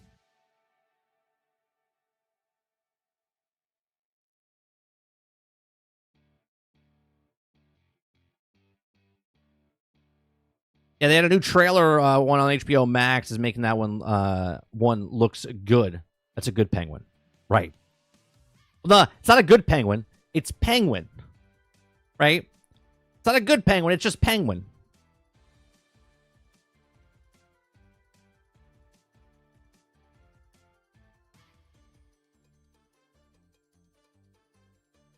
Right, just a small conversation, right? Here's a quick conversation, Roic, right? I show the animated series of Batman. My son watches old TV shows. Like right now, he's watching DuckTales and whatnot, right? Let's say he watches the animated Batman series and he sees Penguin, right? He knows Penguin now. Now I'm like, hey, let's watch the new Batman. And then the new Penguin comes on screen and he's like, why is Penguin a girl? Be like, just because. And he'll be like, but that doesn't make sense. Be like, no, kid. You're a sexist kid. You're a sexist kid. You're racist. You're a racist kid. Kid doesn't even know what racist is. Okay, he's 9. Okay. He doesn't know. There is no like thing there. It's taught. Okay. And he would look at it and go, well, I don't understand why is that happening? I'd be like, just because. Then I have to start going more in depth. Well, sometimes people just like to switch places and stuff, and it's just what it is. And it's like, should I have to do that by watching a cartoon or just watch the cartoon, right? Now, if you want to bring in another character and be like, oh, is that Penguin's sister? Yeah. Oh, she's just as evil as he is. Yes. Yes, she is. It must run in the family. Nope. You gotta be as confusing as possible.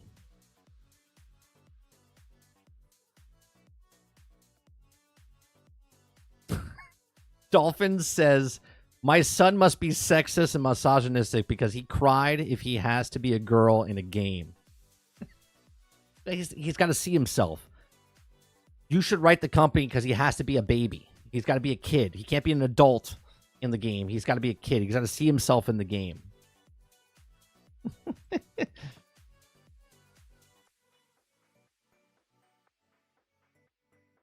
It's just ridiculous. I just want to watch a show. I just want to watch a show that I don't have to explain to somebody why they all of a sudden they change races or sexes, right? Again, it only works one way. It doesn't work the other way. Like if a Martin Luther King show came out and all of a sudden they race swapped him as a white dude or a chick, it's Martha Luther King. You'd be like, that's wrong. But any other time, it's fine.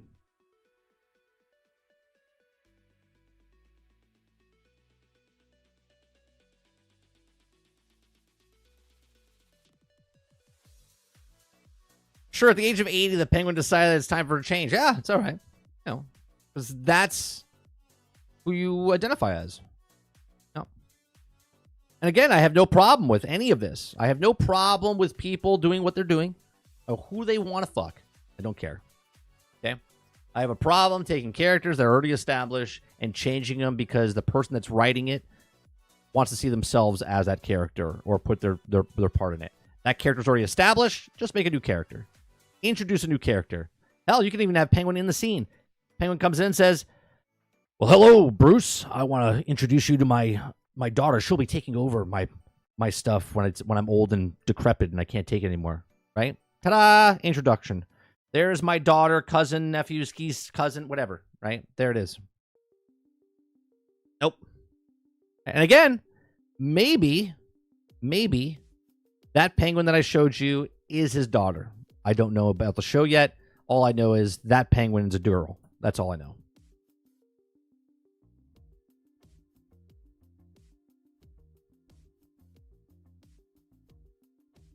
All right, moving on.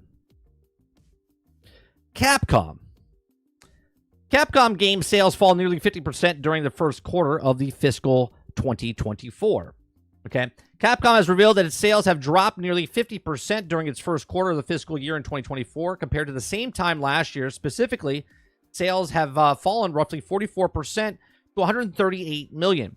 Despite the sales being down significantly, the company did have increased its other areas of business. Capcom's arcade operations, amusement equipment, and business saw an increase of 18.1% and 147.2% respectively.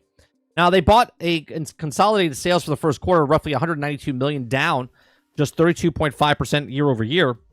And regarding the business conditions during the 3 months ended in June 30th, in addition to the release of past titles, in addition, platform sales were dominated by catalog sales of major titles released in previous fiscal year. And the core of digital content's business due to timing of the new title sales. The fiscal year under review being weighted to the second half of the fiscal year, the company said that the sales dropped off. Overall, Capcom doesn't seem to be too worried about its first quarter sales and overall the state of things as games as much as Marvel vs. Capcom Fighting Collection Arcade Classic, Dead Island's Deluxe Remaster, and Ace Attorney Investigation Collection, and more are also set to launch later this year. There's also a few new Monster Hunter Wilds set to be released in 2025, and for a whole year, Capcom believes it will reach its net sales of 1.07 billion for fiscal year 2025, which ends on March 31st of 2025. Here's the thing with Capcom. Capcom's probably one of the only companies still making physical games, right? And they have so many. Like, you don't understand what Capcom has, right? Look at the games that Capcom, let's see, games that are in the franchise they have. Let me see. Do we have... I want... list of Capcom games. Here we go. They have some really big, right? They have big titles, right? Dead Rising, a big one. Devil May Cry. Okay, Dino Crisis. Ghosts and Goblins. Lost Planet. Marvel vs. Capcom. Mega Man. Monster Hunter. Monster Hunter's huge. Resident Evil. Okay. Let's see. Street Fighter. They have some massive, massive titles. So when articles come out, and they're like Capcom sales fall nearly 50% during the first quarter, it's very competitive, right? They're stopped supporting. Didn't they make Exoprimal? Exoprimal's another Capcom game. They have these. Capcom is like an old school. I mean, obviously it is an old school. It's an old school company, right? They have so many different games and IPs that they can rely on, go back to the remaster, reimagined, brand new games, that Capcom is not in trouble in any way, shape, or form, right? I think this next Monster Hunter game is going to knock it out of the park. And then Street Fighter did very well for them and stuff as well. When you look at this, and they're like, Capcom sales fall nearly 50% during the first quarter of fiscal. What did they come out with last year, right? This is the same problem that Warner Brothers produced, and this is why companies suck, because they always have to do this, right? Hogwarts Legacy sold 23 million copies for Warner Brothers. Okay, 23 million copies. To put that in perspective, very few games sell 23 million copies when they first launch, let alone in their entire life. Okay, so to sell 23 million copies in that first fiscal year for Warner Brothers for Hogwarts Legacy, and then the following year they come out with Suicide Squad, even if Suicide Squad Kill the Justice League sold 15 million copies, they would still write a report that it's down 25% or 50%. Do you know what I mean? Like, this is the problem when people report on, well, fiscal year, because the companies are like, oh, we're down, but their still trajectory is just skyrocketing up because of what their games. But fiscal year, one time over another, like, I can look at my YouTube statistics, okay, from what 2023 was to 2024 was, and I can be like, I'm up 10%. And then next year, when I don't make that money again in that certain month, I'll be like, oh, I'm down. I'm overall, projection-wise, it's much better. Capcom's not in problems. This title here makes it seem like 50% during the first quarter. Capcom's in problem. And I don't know why they do this, why they report stuff like this, why they do headlines like this. I don't know if Capcom puts it out there to make you feel like, Oh, wow. Capcom's down. I have to go out and buy a Capcom game. Okay.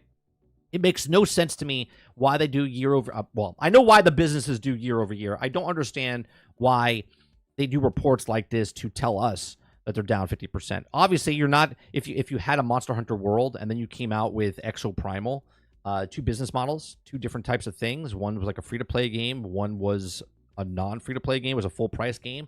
So one did very well, and then one did very well, but it didn't pay for it. So it's like, oh, we're down 50%. That's false. This is just all falsehood of what it is. Capcom is one of the most profitable companies on the planet right now as far as games. They're literally one of the most successful companies out there that are third-party publishers. So again, I hate when articles and stuff like this tell you, oh, their fiscal year is down. Capcom just this year has like 4 more games coming out. They'll be fine, right? But obviously, fiscal year, it comes out later this year, so that you have to use the fiscal year of next year, of this quarter next year, if they have something that doesn't come out as just as good as last year before. Okay, Marvel vs. Capcom collection will make all the money. Absolutely, Jones. Absolutely. Player count dips 90%. Well, it all depends on what the term is, right? 90% day over day, week over week, month over month, right? Obviously, player count's never going to, very, very rarely does a player count go up, right? And even if it does, it's never going to hit its prime for when it first came out.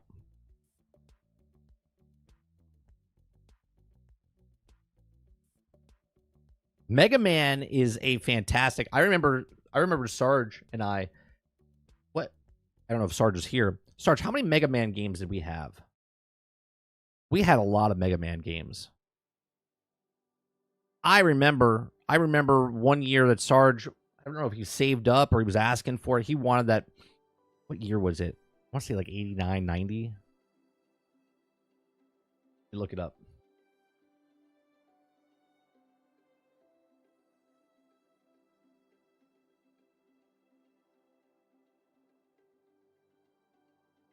I don't think it was that one. I forget which one it was. Mega Man. Was it 3? That came out in 1990. Mega Man 2? It was a newer version. Was it the Mega Man for...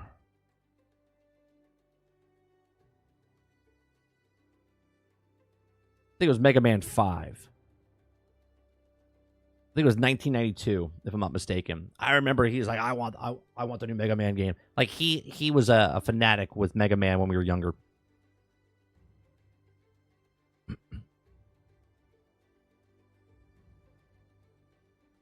Eclipse says Mega Man's one of those OGs up there with Mario. Oh yeah, yeah, for sure. He doesn't. Anyone watch the show back in the day?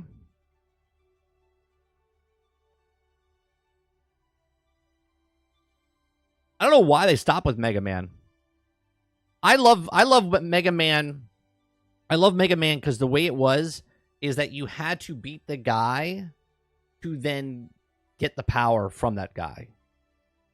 Right? Now, I haven't played every game in existence. Is there another game that has done that type of thing where you grab the power from that and now it's your power?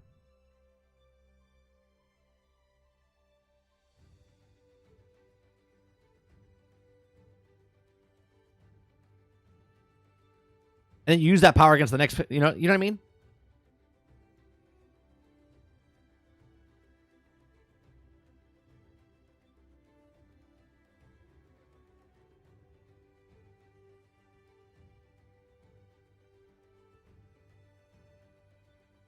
Oh, did we rent it?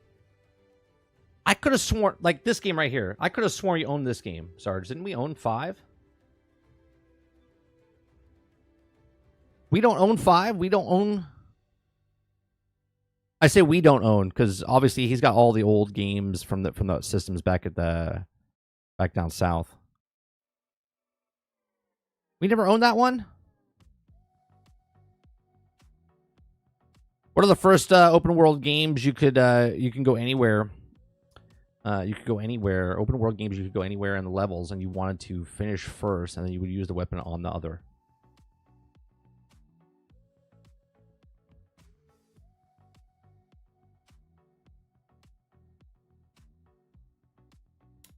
First open world game. I wonder what the first open world game was.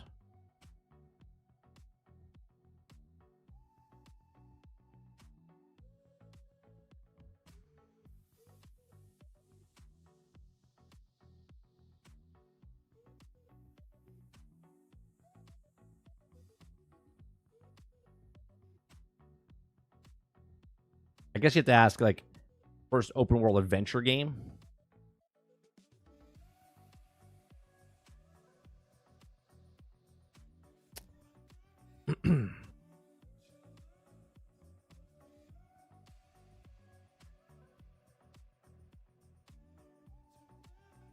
Oh, Mega Man statement. Sorry, that wasn't a question. Gotcha. I have a question. I haven't played Mega Man in a while. Did they ever make a Mega Man like a Did they ever make a Mega Man like a Mario 64? Like, did they ever make that? Like a Zelda type of game? Did they ever make one like that?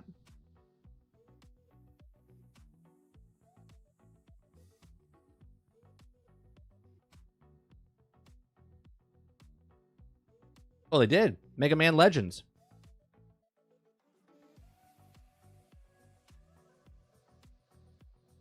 What year was that?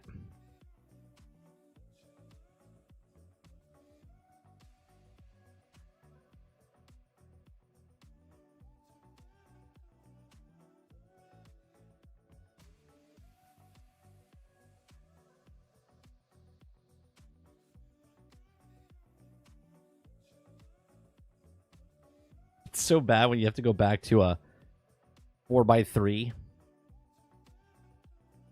Oh my god.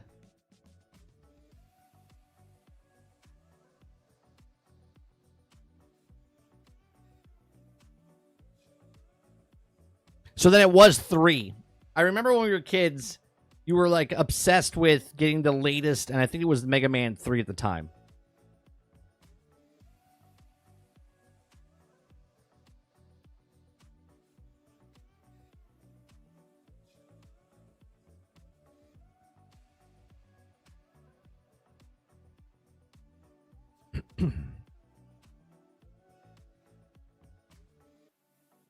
Yeah, I didn't know about this one, Altern.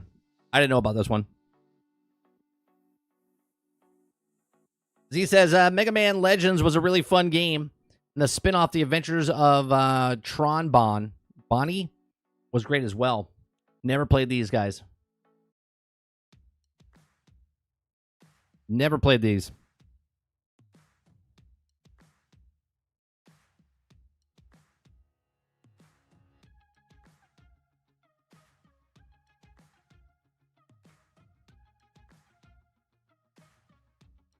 Is this a remake here? Here, wait a minute. This got to be a remake, right? Yeah, this is the same game I just showed you guys, but this is in 2001. This looks like 1,000 times better than what we just watched.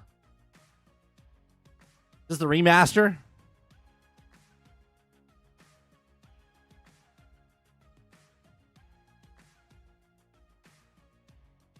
Look at those graphics. Look at those graphics, man.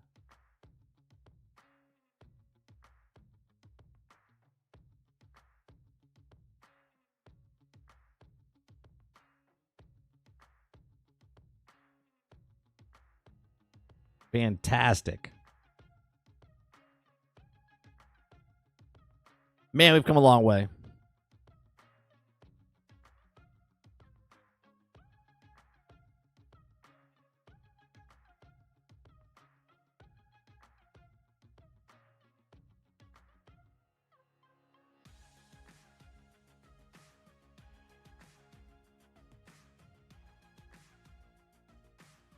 Make a new Mega Man. What's the last Mega Man? 12?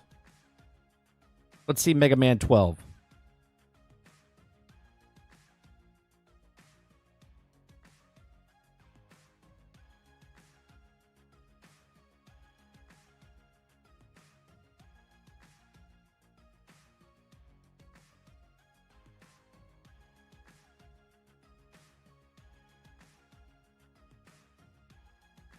This is 1 year ago. That's a trailer, though. I want to see.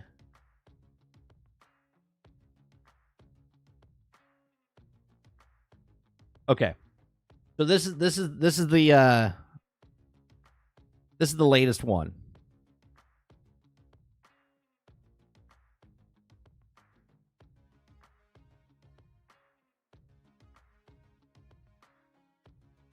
I like this.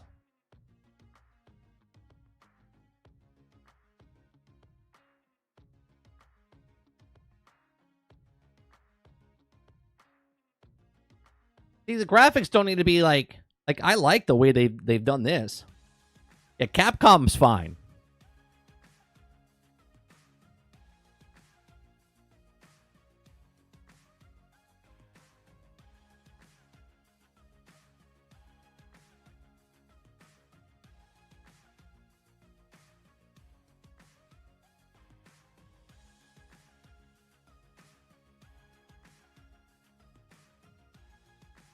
Yeah, this one was announced last year. It's 1 year old.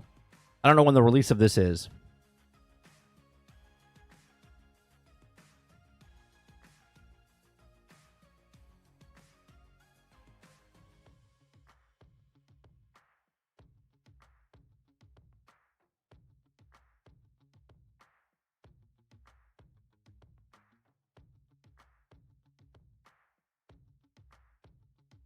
Upgrade customization, bonus challenges and time trials.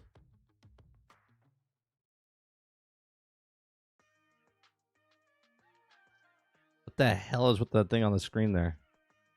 Oh, it's a video talking about. I don't care about that. There's like Q&A questions and whatnot.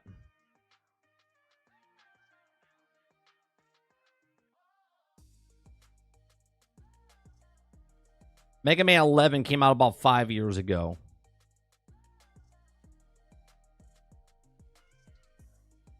Actually, that... Oh, wait a minute. What I showed you was Mega Man 11.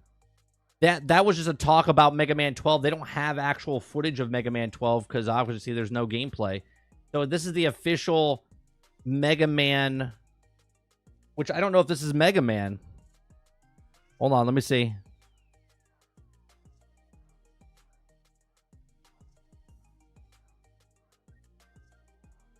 What is this?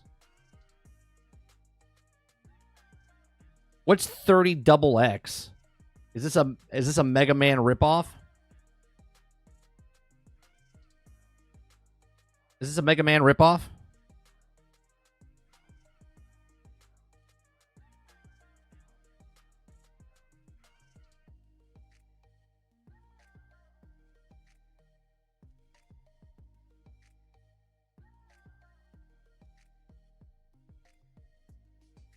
Going back to the 8-bit here. So 12 was announced, but it's not out. Or it's not coming out anytime soon. So what I showed you was 11. 11 looked pretty good. I like the graphics for that.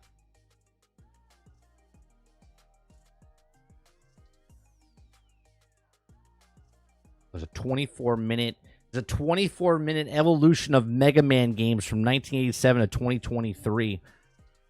I might bookmark that. I'm gonna bookmark that.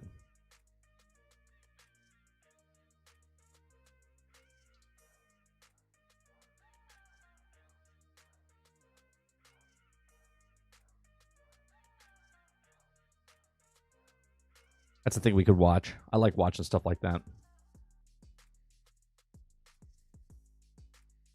All right, next story I want to talk about. Let's talk about the next gen. I don't know. I hate talking about stuff like this because it's not out, but let's see what they say. Is next gen Xbox release date, rumors, specs, and everything else we know, which is nothing, right? They know nothing. This is all just hearsay, malarkey. All right, so next gen Xbox release date, rumors, specs, and everything else that we know. Microsoft's vision of the future Xbox goes beyond its own hardware as a company looks to extend its into streaming and mobile. Duh. But that doesn't mean Microsoft is abandoning the Xbox hardware. Far from it. The company has said time and again that it aims to offer a range of ways for people to become Xbox customers that includes Xbox consoles. We've said that as well. But what's coming next after the Xbox Series X and S future is still fuzzy, but Microsoft has dropped clues and made statements about what's next in a post. We're rounding up everything we know so far about the Xbox console and keep checking back for more updates. Okay. So the Xbox has not yet been announced, or it's to say that it could also cost when it may release. A major leak from Microsoft's FTC court case revealed that some Microsoft plans for the next Xbox include a heavy focus on cloud hybrid technology. I didn't even need the FTC, and I told you that. Machine learning and AI. The leak also pointed out the potential of 2028 start date in the next console generation. Microsoft Gaming CEO Phil Spencer responded to the leak and said that at least some of the information was out of date. We've seen conversations around old emails and documents. It's hard to see our team's work shared of its way because if it's too much of a change, there's so much to be excited about right now. And it's also in the future. We also share real plans when we are ready. So nothing. Okay, potential specs. Okay. In February this year, Xbox President Sarah Bond confirmed Microsoft was making new Xbox hardware and went on to make a bold statement about it could deliver.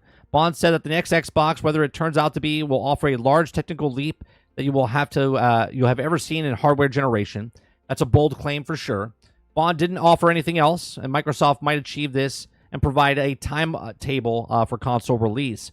Also this year, Bond said that the next Xbox will focus on power and performance to create the biggest leap ever. That's garbage. Next, Xbox backwards compatibility. We also about the ability to be able to play all the games. I mean, we have people who have been playing Xbox for decades, invested thousands and thousands of dollars and hours with us. And if we want to enable them, we take all those games with them and the hardware for the future. Bond went out to explain it's also become president in 2023. One of the first things that she did say is create a team dedicated to backwards compatibility. We already knew that. So this really says absolutely nothing. I'm actually looking at this. Beyond Xbox, while Microsoft is working on the new hardware, just a piece of the puzzle for Microsoft, it looks future seeks out the ways to find more Xbox consumers. Xbox Cloud Gaming came to Amazon's Fire Stick device, and Microsoft launched an ad campaign telling people you don't need to buy an Xbox. Indeed, Microsoft has been saying for years it kind of doesn't care that if you buy an Xbox, thanks to cloud streaming, the phone in your pocket, and on the TV, if your living room, if Xbox device. Okay. Yeah, so this absolutely said absolute garbage. This is a waste of time. We've talked about this without this article, okay? Just by speculation and by putting the dots together of what they've said over time. So we've done more than that. Wasted my time, wasted yours. I apologize for that. Let's see what you guys are saying. Backwards compatibility, why something's new when you can focus on old stuff. That's right, Travis. Come on, Travis. So where's what I'm confused about is what make a powerful console if you're focusing on cloud gaming. It would be the cloud, the most powerful console, because it's a system that's doing something another system didn't do. That's what makes it powerful. That's what they want you to believe. I'm telling you, Water. Things are getting, graphics are hitting a height, right? The frame rates are hitting a height where they can't push it anymore. And what they're going to do is they got to move all that stuff that you've had on physical consoles, right? So right now, getting 120 frames per second on your PC or untapped frames, but the consoles have moved up from 30 frames to 60 frames or whatever. They're hitting a peak because of graphics and the frames per second. So what they're going to do now is they're going to remove all that stuff and they're going to try to get the exact same thing but on cloud. You see what I'm saying? So just like we started and built up the console, they're going to start with cloud and then build up on cloud. That's what's going to happen. Eclipse says, I wish the PlayStation 5 had backwards compatibility. I'm playing on my PlayStation 2 games on my emulator that I own.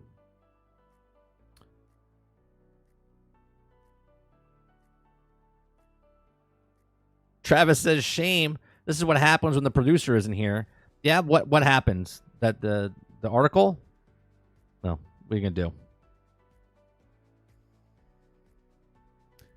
Which is closing the 360 store now back compatible is important. And did you see the actual footage of Outlaws? It's a little rough, but far better than what the IGN showed. Did you see the actual footage? Where's the actual footage? What's the actual footage, Travis? Do you have that?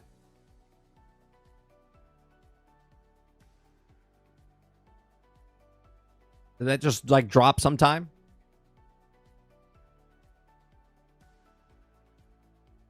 I don't think this holiday you're going to see anything new, Dolphin.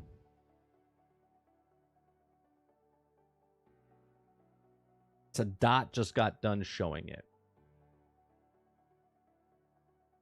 Let me look it up. Let's see.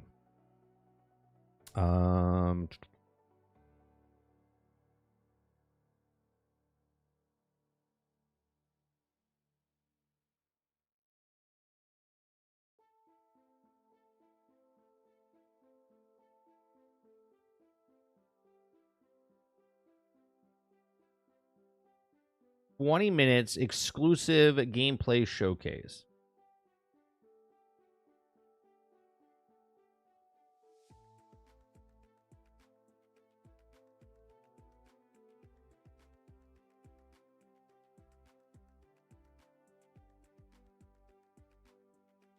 Well, I don't want to show his stuff because did they actually come out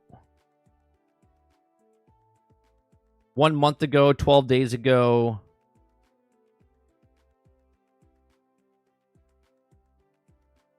57 minutes ago.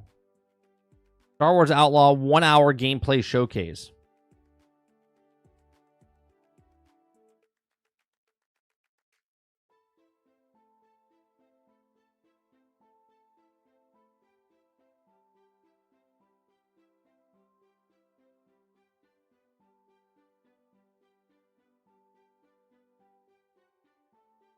Okay, there's a lot of people showing this footage, but are they allowed to show the footage? That's the problem. Okay, this is from Ubisoft.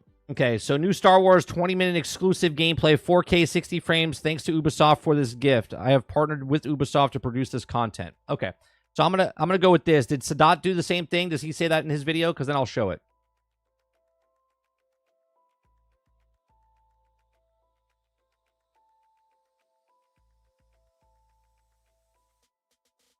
"20-minute Star Wars gameplay changed everything and sold me on the game.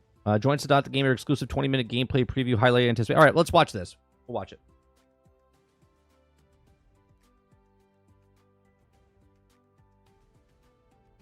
In between the events of The Empire Strikes Back and action game Star Wars Outlaws. Thanks to Ubisoft for this gift, as I noticed a lot of people in chat were interested in the game after seeing more of it at Ubisoft Forward, so I wanted to provide you with more coverage. The gameplay I'm showing off today won't have any major story spoilers, but will instead give you an idea of what it'll be like playing the game. You'll get to see the combat, the mission design, and various mechanics you'll be utilizing in this game, such as stealth, picking locks, and smashing the like button. Star Wars Outlaws, of course, is led by the protagonist, Kay Vess, who, alongside her adorable sidekick and merchandising opportunity, Vix, is attempting to steal her way out of a massive debt she has with a dangerous crime syndicate. The backdrop of this story is in between the events. You know what it is? Lono brought it up when we talked about it this Friday. The lenses or whatever they're using to mimic the look of it makes it look very blurry and whatnot. Strikes Back and Return of the Jedi, adding another layer of danger to Kay's already tough circumstances. Personally, when I heard Massive was doing an open world Star Wars game, Altern says, is this footage is better? What is going on here? IGN got shitty footage, but random YouTuber got better one? I don't understand it. So apparently Ubisoft sent out more content, so apparently more people are going to be getting this as well. I was praying it would be about the Mandalorians, so the initial reveal was disappointing for me. It was even more heartbreaking to learn there was an actual Mandalorian game in development at EA from Jedi Fallen Order developers Respawn that got canceled. But the more I've seen of Star Wars Outlaws, the more interested I've become, especially with how cool they've handled the space exploration of the game. At the end of the day, I love Star Wars, and if you give me the chance to explore it in a video game, you'll definitely have my attention, especially when the quality is this high. Hopefully the game does really well, which will encourage Ubisoft to make more Star Wars games in the future. Though next time they should absolutely make it about the Mandalorians, though in third person, not an FPS like Respawn was I playing. wonder if you can get rid of this, as I call it, mud on the screen, right? Like everything just looks very muddy. I have over an hour of footage, so let me know in the comments what you think of Outlaws so far, and if you want to see more. Did I get played? Fine, I'll make this worth my while. Ooh, encrypted file. Yeah, it's very blurry, but that's how it is. I'm at 1080p 60 right now, and it looks blurry on my screen as well. Right?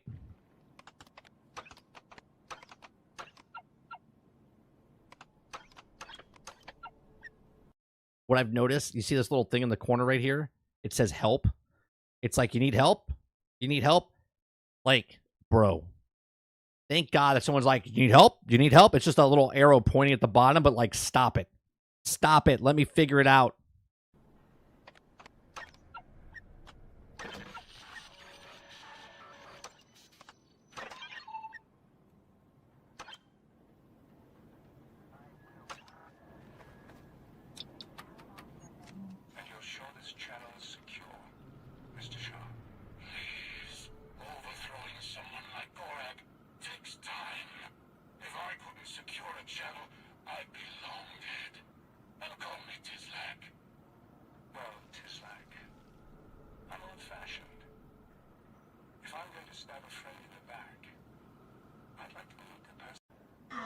I'm gonna fast forward here a little bit. I just want to see the gameplay. You know what I mean?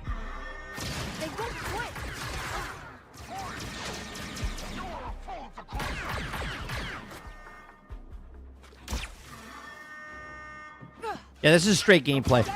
Here, let me back up for a second, because I think he actually used the help thing. I don't know if he actually figured it out.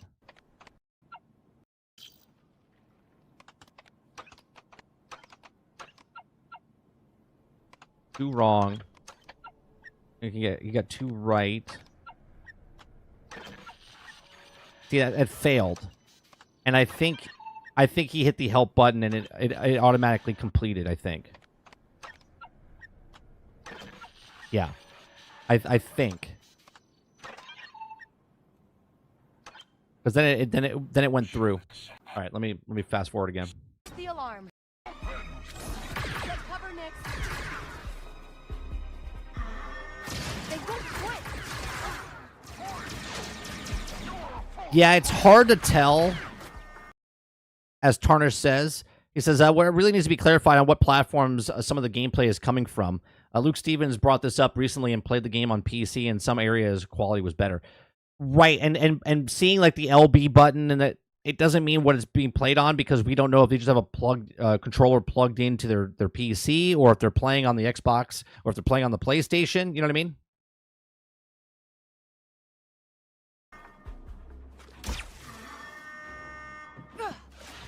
Get him next. Oh, what'd we get into, buddy? Oh, they've locked down the elevator.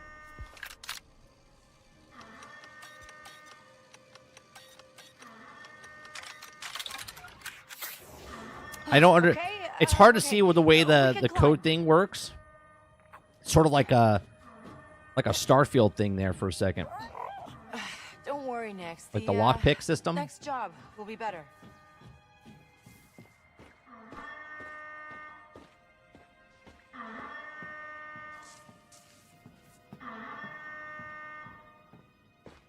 The textures still look weird to me.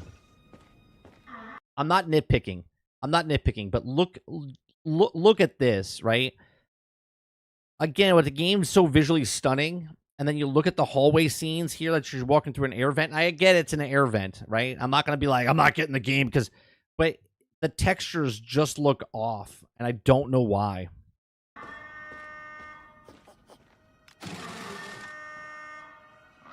There's more of them? Whoever triggered that alarm is inside. Seal the doors. Ah, everything's locked down.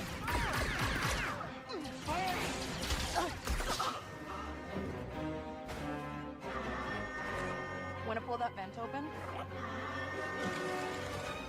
Watch your step, Nix. I want to know what Nyx is going to be really like. Okay, because like this piece here, why can't I just open up the vent? Why do I have to have Nyx open up the vent? Want to pull that vent open? Watch your step, Nyx.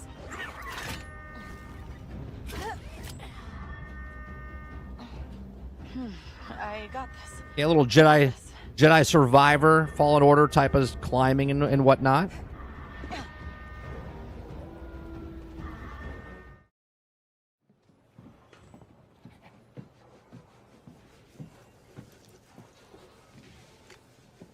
I wonder if he's walking slow or if it makes you walk slow inside the places. Did I pass your client's test? Why don't you ask her yourself? Meet Valera of Crimson Dawn. You the one I was talking to before? You pulled it off. Guess I shouldn't be surprised. I heard you stole something much bigger than this. A ship. Someone's favorite ship. Someone important. I have no idea what you're talking about. She definitely has Jerry Seinfeld light syndrome going on. You know, the bad lighting, where all of a sudden, like some light on Kay Vess's face, she looks really good, right? And then other times she looks absolutely horrendous. Recognize her? Because Zarek Best showed up with one of their best, asking a lot of questions. Yeesh. A death mark from Zarek Besh? What did you tell them? Nothing. For now. You work for us again? It stays that way. The Pikes are on top here, and Crimson Dawn is making moves. Like, her face looks better. All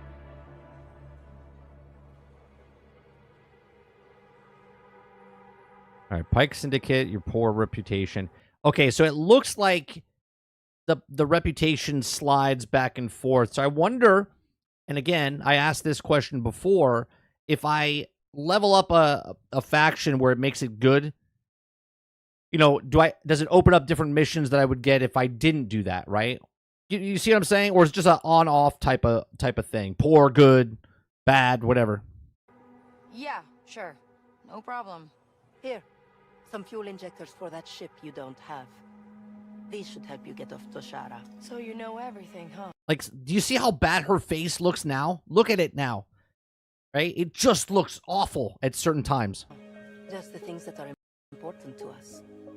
You'll be hearing from me soon, so try to stay alive. Oh, and one last thing. And now she looks fine. Yeah, it's so weird. Yeah? Bram's leg is healing nicely.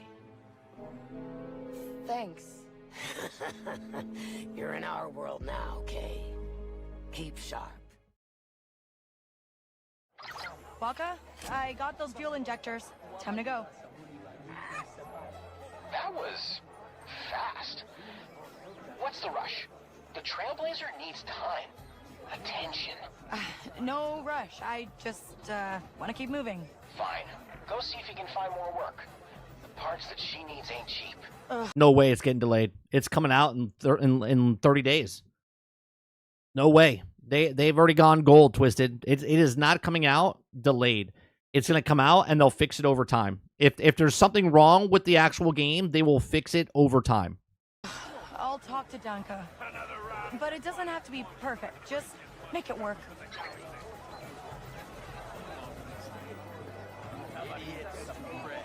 I wonder... I can't imagine Sadat is walking slow like this. It's got to be you when you're inside, you're walking slow. Has to be. Unless this is footage provided.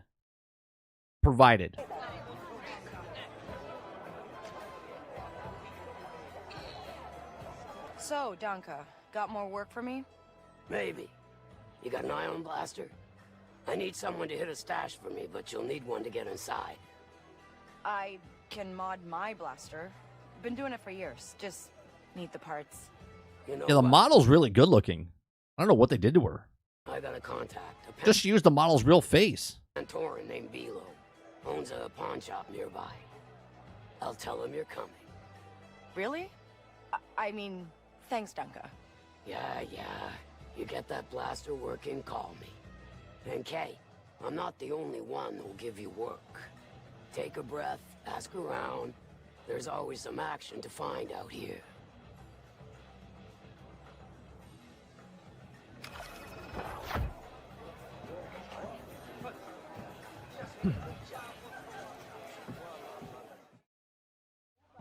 I think you have to walk slow. Hence why they do the cutscenes.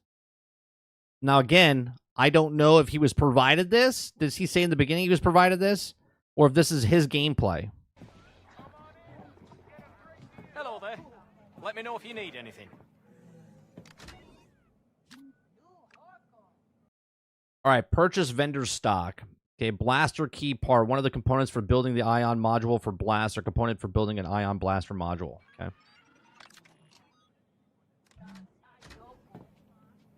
Great. And, got any ion energy converters for blasters? You're new around here. Those aren't legal. Only syndicates have hardware like that. Oh. Okay, right. Waka, I need a black market part for my blaster. You're gonna have to steal That's what it seems like, either Twisted. from the Pikes or Crimson Dawn. If they trust you, they'll let you walk Day 1 patch will let you walk faster. right into their turf. But if they don't, I gotta keep it quiet. I get it.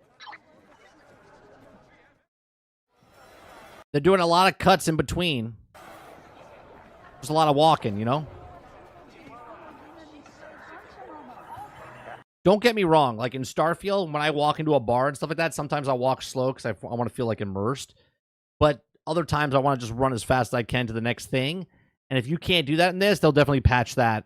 And people will complain about that. I have to say, the attention to detail that Massive does inside their interiors looks fantastic, right? With Division 2, and with this, it looks good. As far as the art department goes, as far as making the world feel alive. Watch yourself. All right, I'm out of here. We're good. Okay, well, that's good. So Crimson Dawn was poor, so she couldn't get into that room. So that means there's your ranking with certain factions means that you can't do certain missions because you're not. So you have to do missions with them, get on the good side, and then do it. So that's interesting.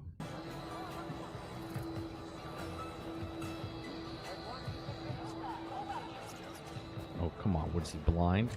Next, open that up. What? Let's go over there and open it. I don't know if I like that.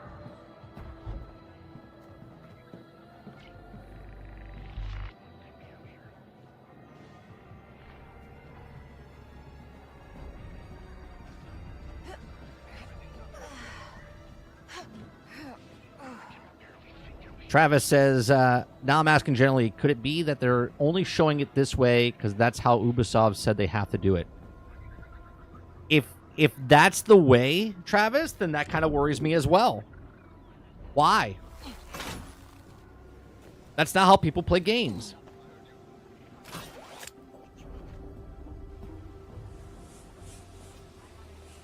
This does look better than what the IGN footage shows. But then again, we're not seeing a lot of action or explosions right now. Those explosions looked horrendous.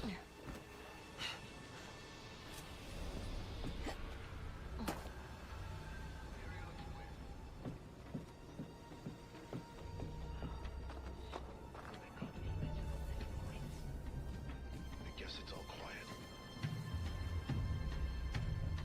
Yeah, the worlds look really nice. The way they built inside this Next, junk put on the everywhere.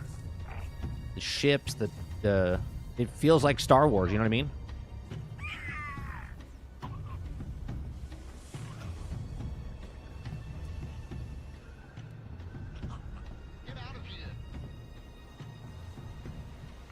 Move too fast, the FPS tanks badly, probably. Maybe.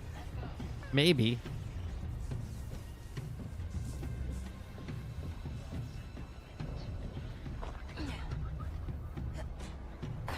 Turner says, I paid the full Ubisoft tax for this game, too, because I like the originally Saw, and then hopefully the inconsistency of the showcase are just from certain platforms and different builds.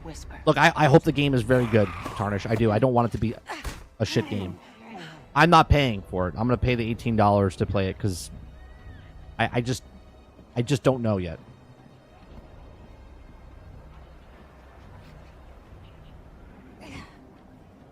Altern says, we are not seeing anything. We're just seeing him walking around super slow in stealth mode, and this footage looks super boring. Yeah, there's no action sequences or anything. A couple gun... It's all stealthy. Now, don't get me wrong. I like games like this. Like, I like the Uncharted, Tomb Raider type of stuff, and that's what this reminds me of.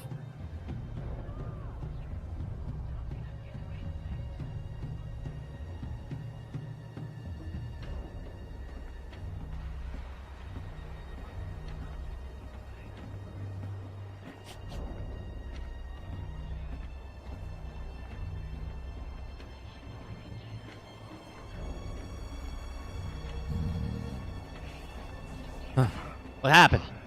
What happened? Hold that down, Nix. Didn't see anything. I think we're done here. The NPCs seem pretty fucking dumb. I'll be honest with you.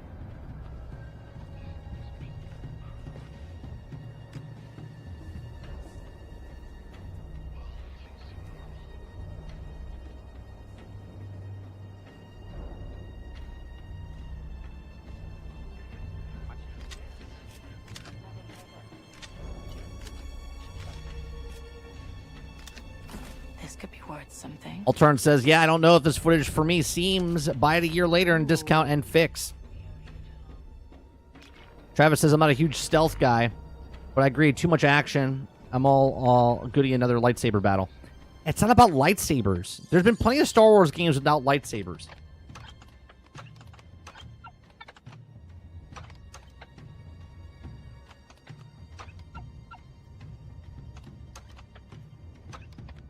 I have a question. Does anybody understand what the fuck is going on right now to break this door open? Or this computer system? Is there any rhyme or reason to this? I don't get it. I don't get it. I'm looking at this, and again, this is not a nitpick. I'm just trying to literally figure it out, right? Like, you click on the first button. Okay. Clicks on that one, then clicks on that one, and then clicks on... Like...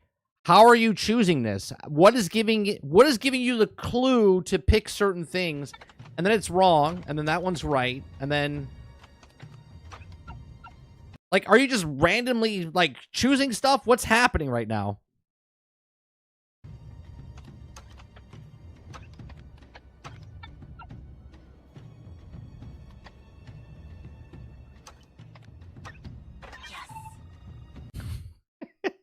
Yes.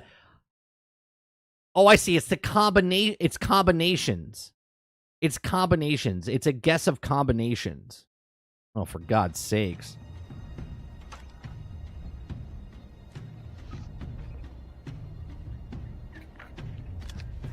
Blaster. Hey, this will work. Your intel was good. I have the part. You got a workshop or something I can use? I'll do you one better. There's a workbench on the Trailblazer I got up and running. I've also moved her to a prop. Oh, no. The way I play the game, Z, I'm going to walk up and around everything, try to find anything and everything. That's the way I play the game. Dock at a settlement called Jauntis Hope. Somewhere nicer. More comfortable. Okay.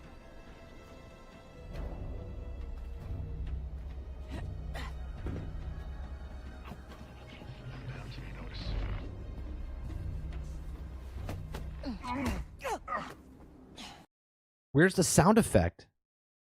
There was no sound effect when she punched him. Oh, it's desynced. Next, the door.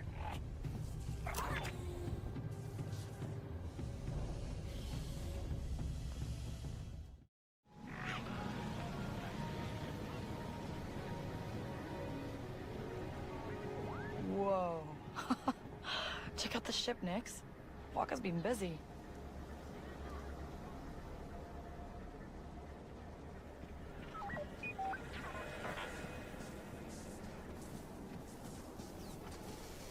Waka, you did this all Waka yourself? waka. Uh-huh.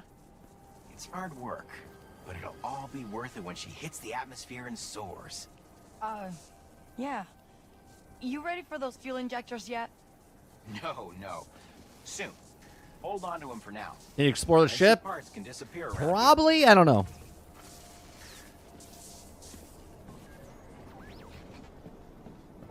There's the workbench.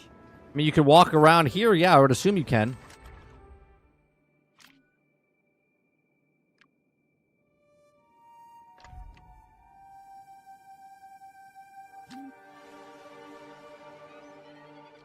See, when she said there's the workbench, it makes me laugh because it's like, do you say that out loud?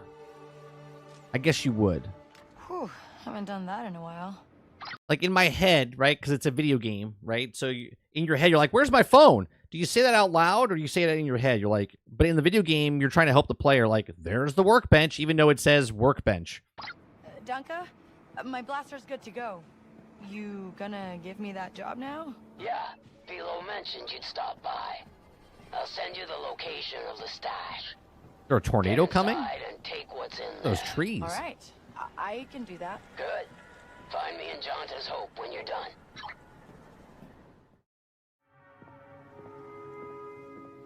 This looks like it's seen better days. It flies, kinda. You got another job for me? Like, look at her face there. Tell me that face doesn't look different than when the face that we saw inside the bar. Look how bad that looks. How do you feel about crossing imps?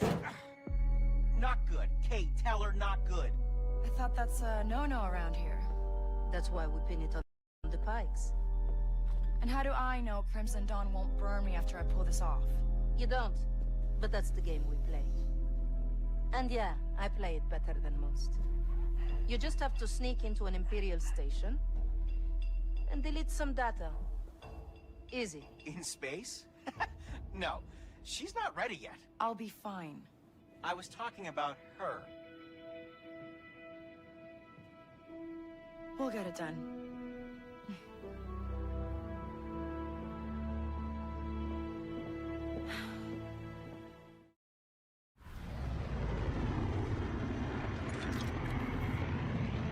Fuel station? Do you need a fuel? You are in unauthorized space. Turn around or prepare to be Negative. Our Darius G-class freighter ran into some trouble. Had to switch to this ship for your, cargo delivery. Of precious minerals. Precious, very legal minerals. Follow the TIE escort into docking bay 3. Submit for inspection. Inspection? At least we're in, right? Elira, what are we stealing anyway? Nothing. You're deleting debts. Every syndicate in Mirogana owes Governor Thornton money. The records are on that station. So I find the data vault, delete the pike debts, and Thornton thinks they've messed with his records. Wipe the data. Frame the pike. Crimson Dawn comes out on top. This reminds me of a little bit of like Red Dead Redemption. While you're doing stuff, Because it's there's like dialogue going on as they She is. automatically take you like on the horse ride and stuff like that. Or Grand Theft Auto when you're in the car ride and they're having conversation. Hey, boxes of Sansana. We've got boxes of Sansana on an imp space station. Looks like you Great. turn on music at the bottom with the D-pad. Okay, this is a lot. You know it's not too late to just hand over the cargo and get out of here. No, I need parts to fix my ship, and this is how I get them. We're doing this. We have to. So you want me to just... what? Distract the imps while you find the data vault? Oh, great idea, Waka. I'll sneak out in the cargo elevator. All right.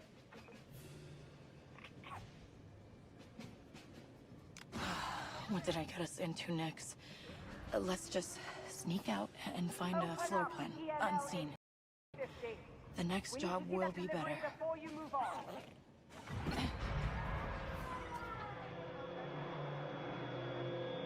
I don't mind having choice in the squad. I don't want to be a A lot of sneaking going on. Remember, the pikes are not our guests. Feel no obligation to treat The hit sounds are not doing very good here. Not doing very good. Remember, the pikes are not our guests. Feel no obligation to treat them as such. There's like no audio. Okay. That doesn't get me more excited or less excited for the game. Let me see if I can find someone else's footage.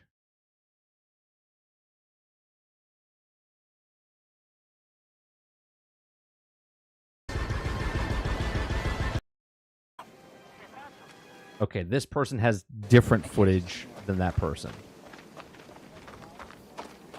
Well, let's watch some other things. Stay focused.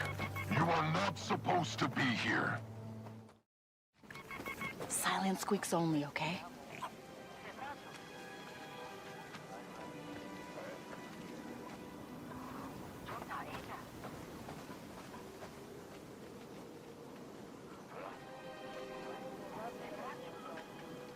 NPCs are completely done. They have no peripheral vision.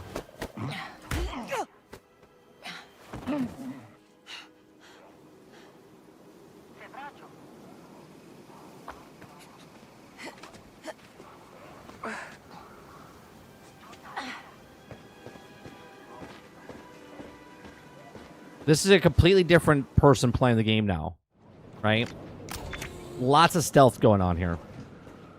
Oh, maybe the list's on that hollow puck. Now look at her face there. Completely different than the last time. Your talent's wasted on the huts. MVP, Jason, means minimal viable product. What is this? It's an offer. Crimson Dawn wants to know who's doing business with the Pikes. Give me that list and we both profit. What about Varric? It's easy to lie to hot thugs. Just don't back down. What if I say no? Now that you know who I work for, I can't let you walk out of here.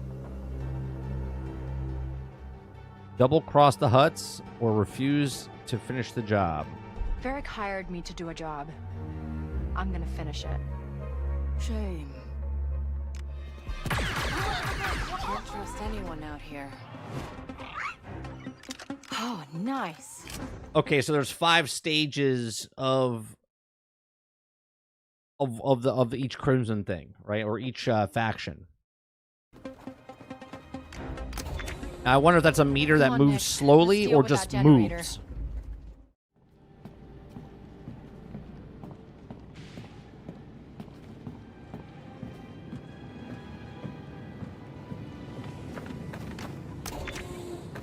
So far, Magic, it looks like everything's very sneaky.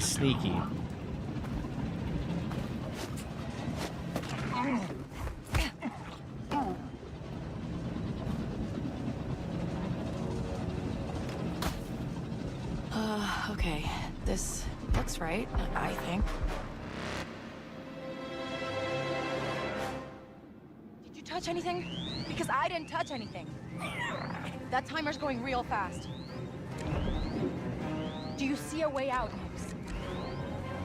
You got it. Hit the button, Nix.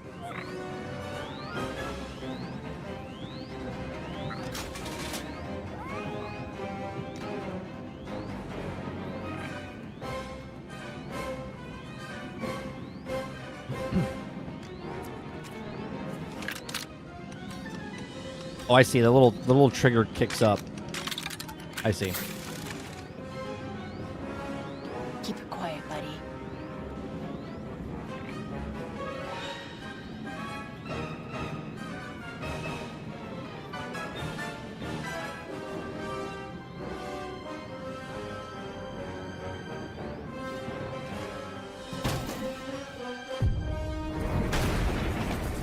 Oh boy. That explosion looked horrendous. I'm sorry. That explosion looked terrible.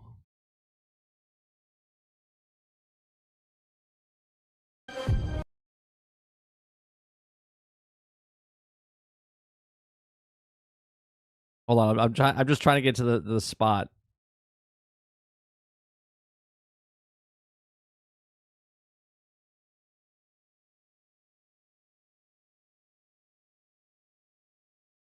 What is happening?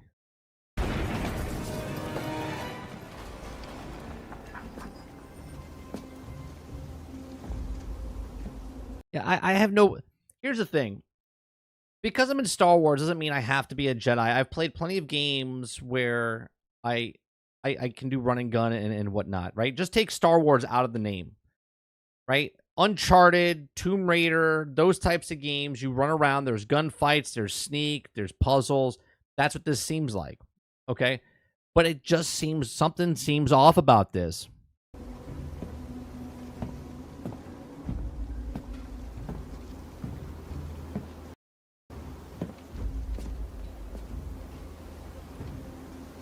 A very windy area, this place.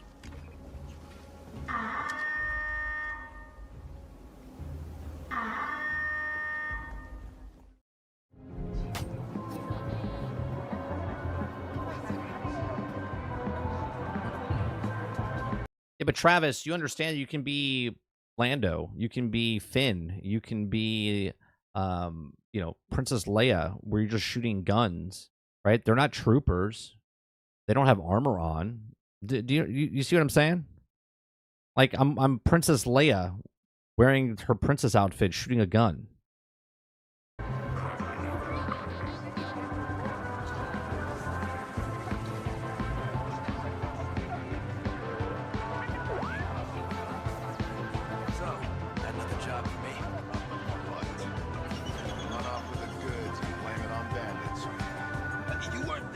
You have to walk slow.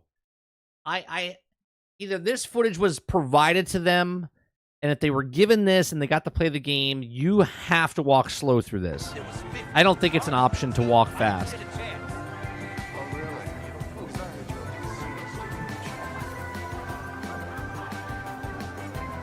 And I'm gonna give you a little bit of my theory here.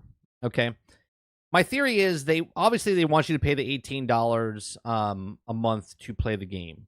And games that like to grind stuff out, if it's a looter, they want you to percentages to keep going and playing and put the hours in the game. This wants you to walk slow, take your time with the game because they want you to stay as long as possible. That's what it seems like to me, right? They said a 30-hour game. So far, we've watched one full 20-minute thing with lots of breakups of them walking, okay? And now we're watching 4 minutes and 46 seconds with a lot of walking. If this is a 30-hour campaign, I'm going to say 5 hours of that is walking to get to your destination.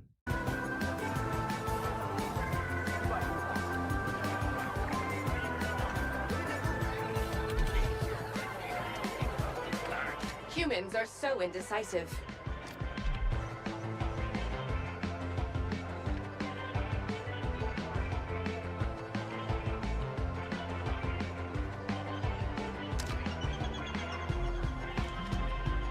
Okay, goodbye. It did have to come out. Remember, Sarge, Disney said, right? Because Sarge just asked, he goes, the only thing I need to know, bro, is this game had to come out this quarter. It did. Because, one, the earlier game this year, they want 2 games a year. In the first 6 months, they want a small game, and then the other 6 months, they want a big game. They had Hunters come out earlier this year, and now they have this game come out. Now, the Star Wars Battlefront 2 remake, that doesn't count, right? New games. Every 6 months, they want new games coming out. Big game, small game, or small game, big game. Hey, Indy 5. I picked up a quick job.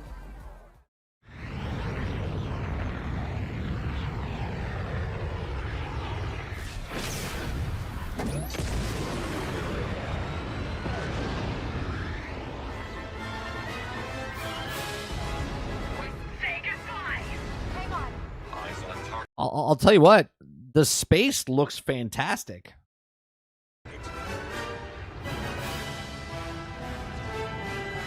Right, this looks good. You know why? I don't have to look at her face.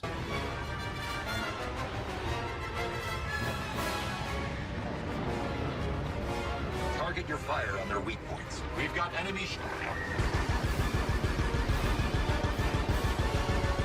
Right on target. That didn't work, Kay. Shield's gone.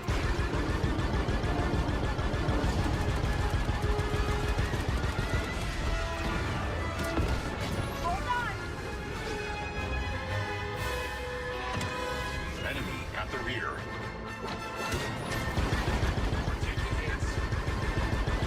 Go for the guns. Go for the guns. What are we doing?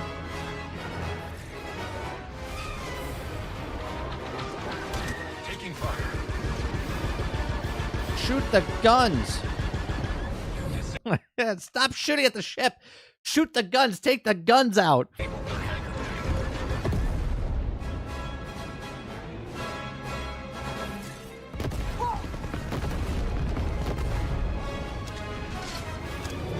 You defeated them. Surprising.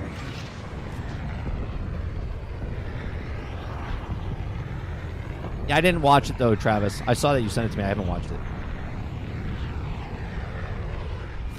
Let's see what we can find here. Copy that.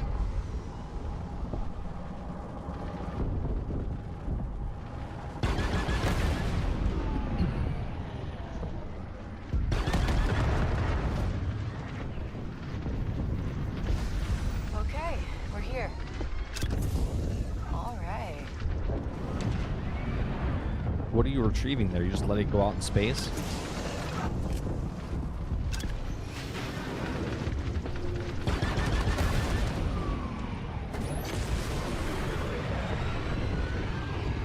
That one's in the bag. There's another deal on the table, Kay.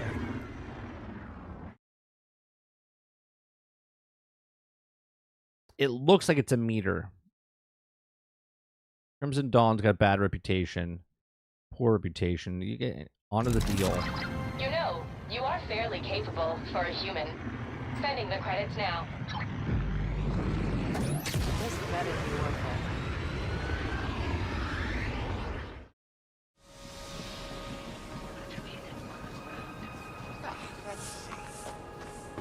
The only run and gun type of stuff we've seen so far is from the trailer they showed last year.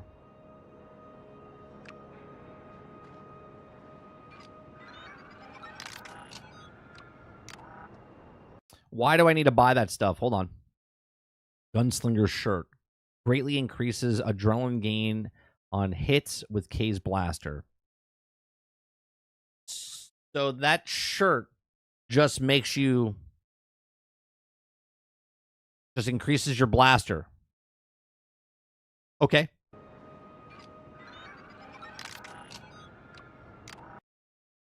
Restores health. The belt restores health for each enemy defended during adrenaline. Okay. Interesting. Goodbye.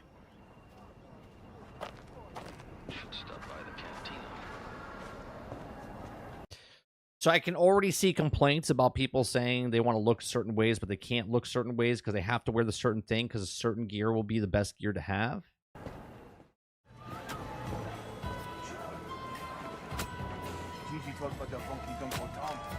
Hey, I'm looking for someone who can rig my speeder. Trouble with the winds, huh?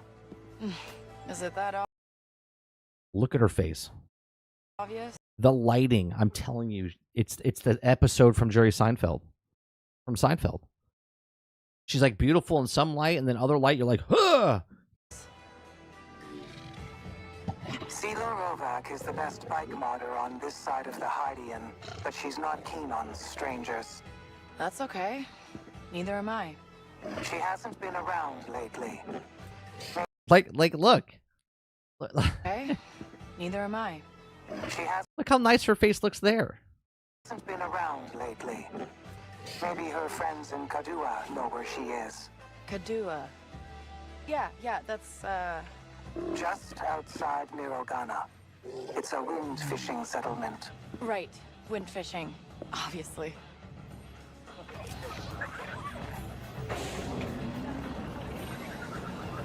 There's like a tornado outside of this place. 100% tornado.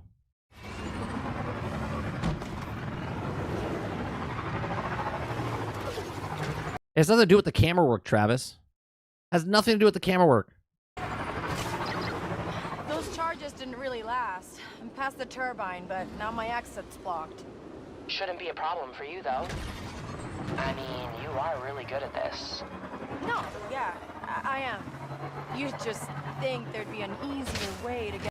Lighting, whatever? Well, there's a completely fucking difference between lighting and camera work. Just saying.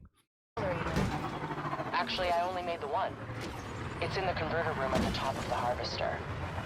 Empire stole it? I gave it to them in exchange for some off-world parts. I didn't know they'd use it to divert the winds and cut off our farmers. Well, the good news is they won't have it for much longer. Could have used a few more of those mag disruptors. Push that button, Nix.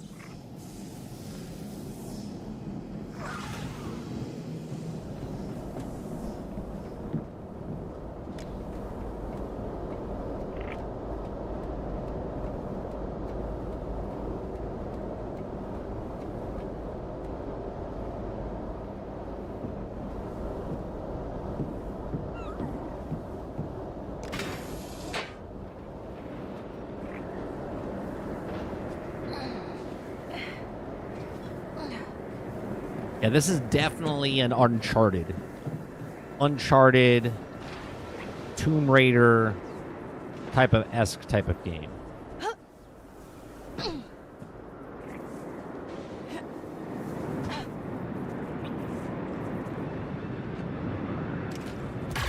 Well, they said about the filters and the stuff they put on the game, the Kuda Papa, as far as why the game looks the way it does. And I'm okay with the filters because it makes it look like it's from the 70s, but I think that's why we're getting the look that it does. But her animation, over her facial animations and stuff like that, are absolutely terrible.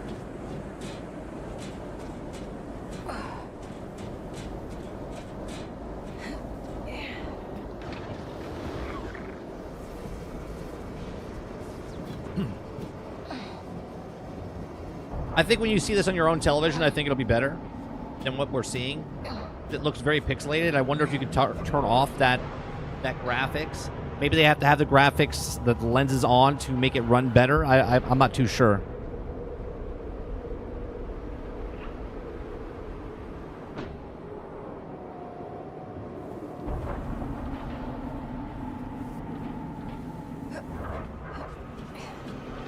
Yeah, this is definitely You'll have a way out. Tomb Raider-esque type of stuff. Well, I like you a lot. What did I tell you, CeeLo? Easy. Like, see her face there? Made this. At least now, it'll be used for something good. Her face there looks completely different than in other places. That is a bit of a stretch. Well, I like you a lot more than I like the Empire. Where's your speeder?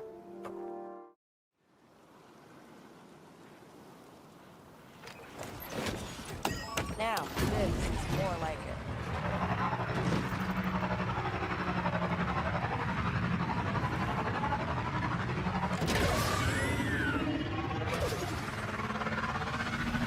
This is nice to see, like, the open world points of interest, though. Like, is there anything out there that you can actually go do? Proceed to the area and eliminate them. Hang on!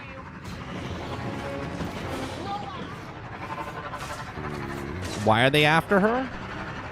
Oh, I guess she ran through the thing. Not that I know of.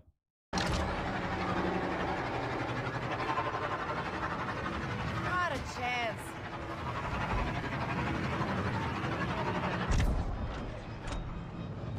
Get her! How many of them are there? There we go. We all know if there's a barricade from the Obi-Wan series that if there's a gate in the middle of the road, you can just walk around it.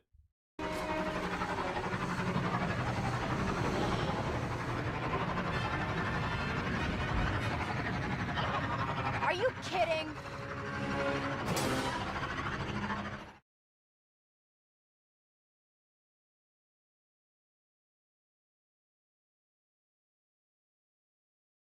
What are we looking at here?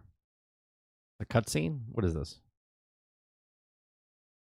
It's just B-roll footage. Yeah, it's just B-roll footage.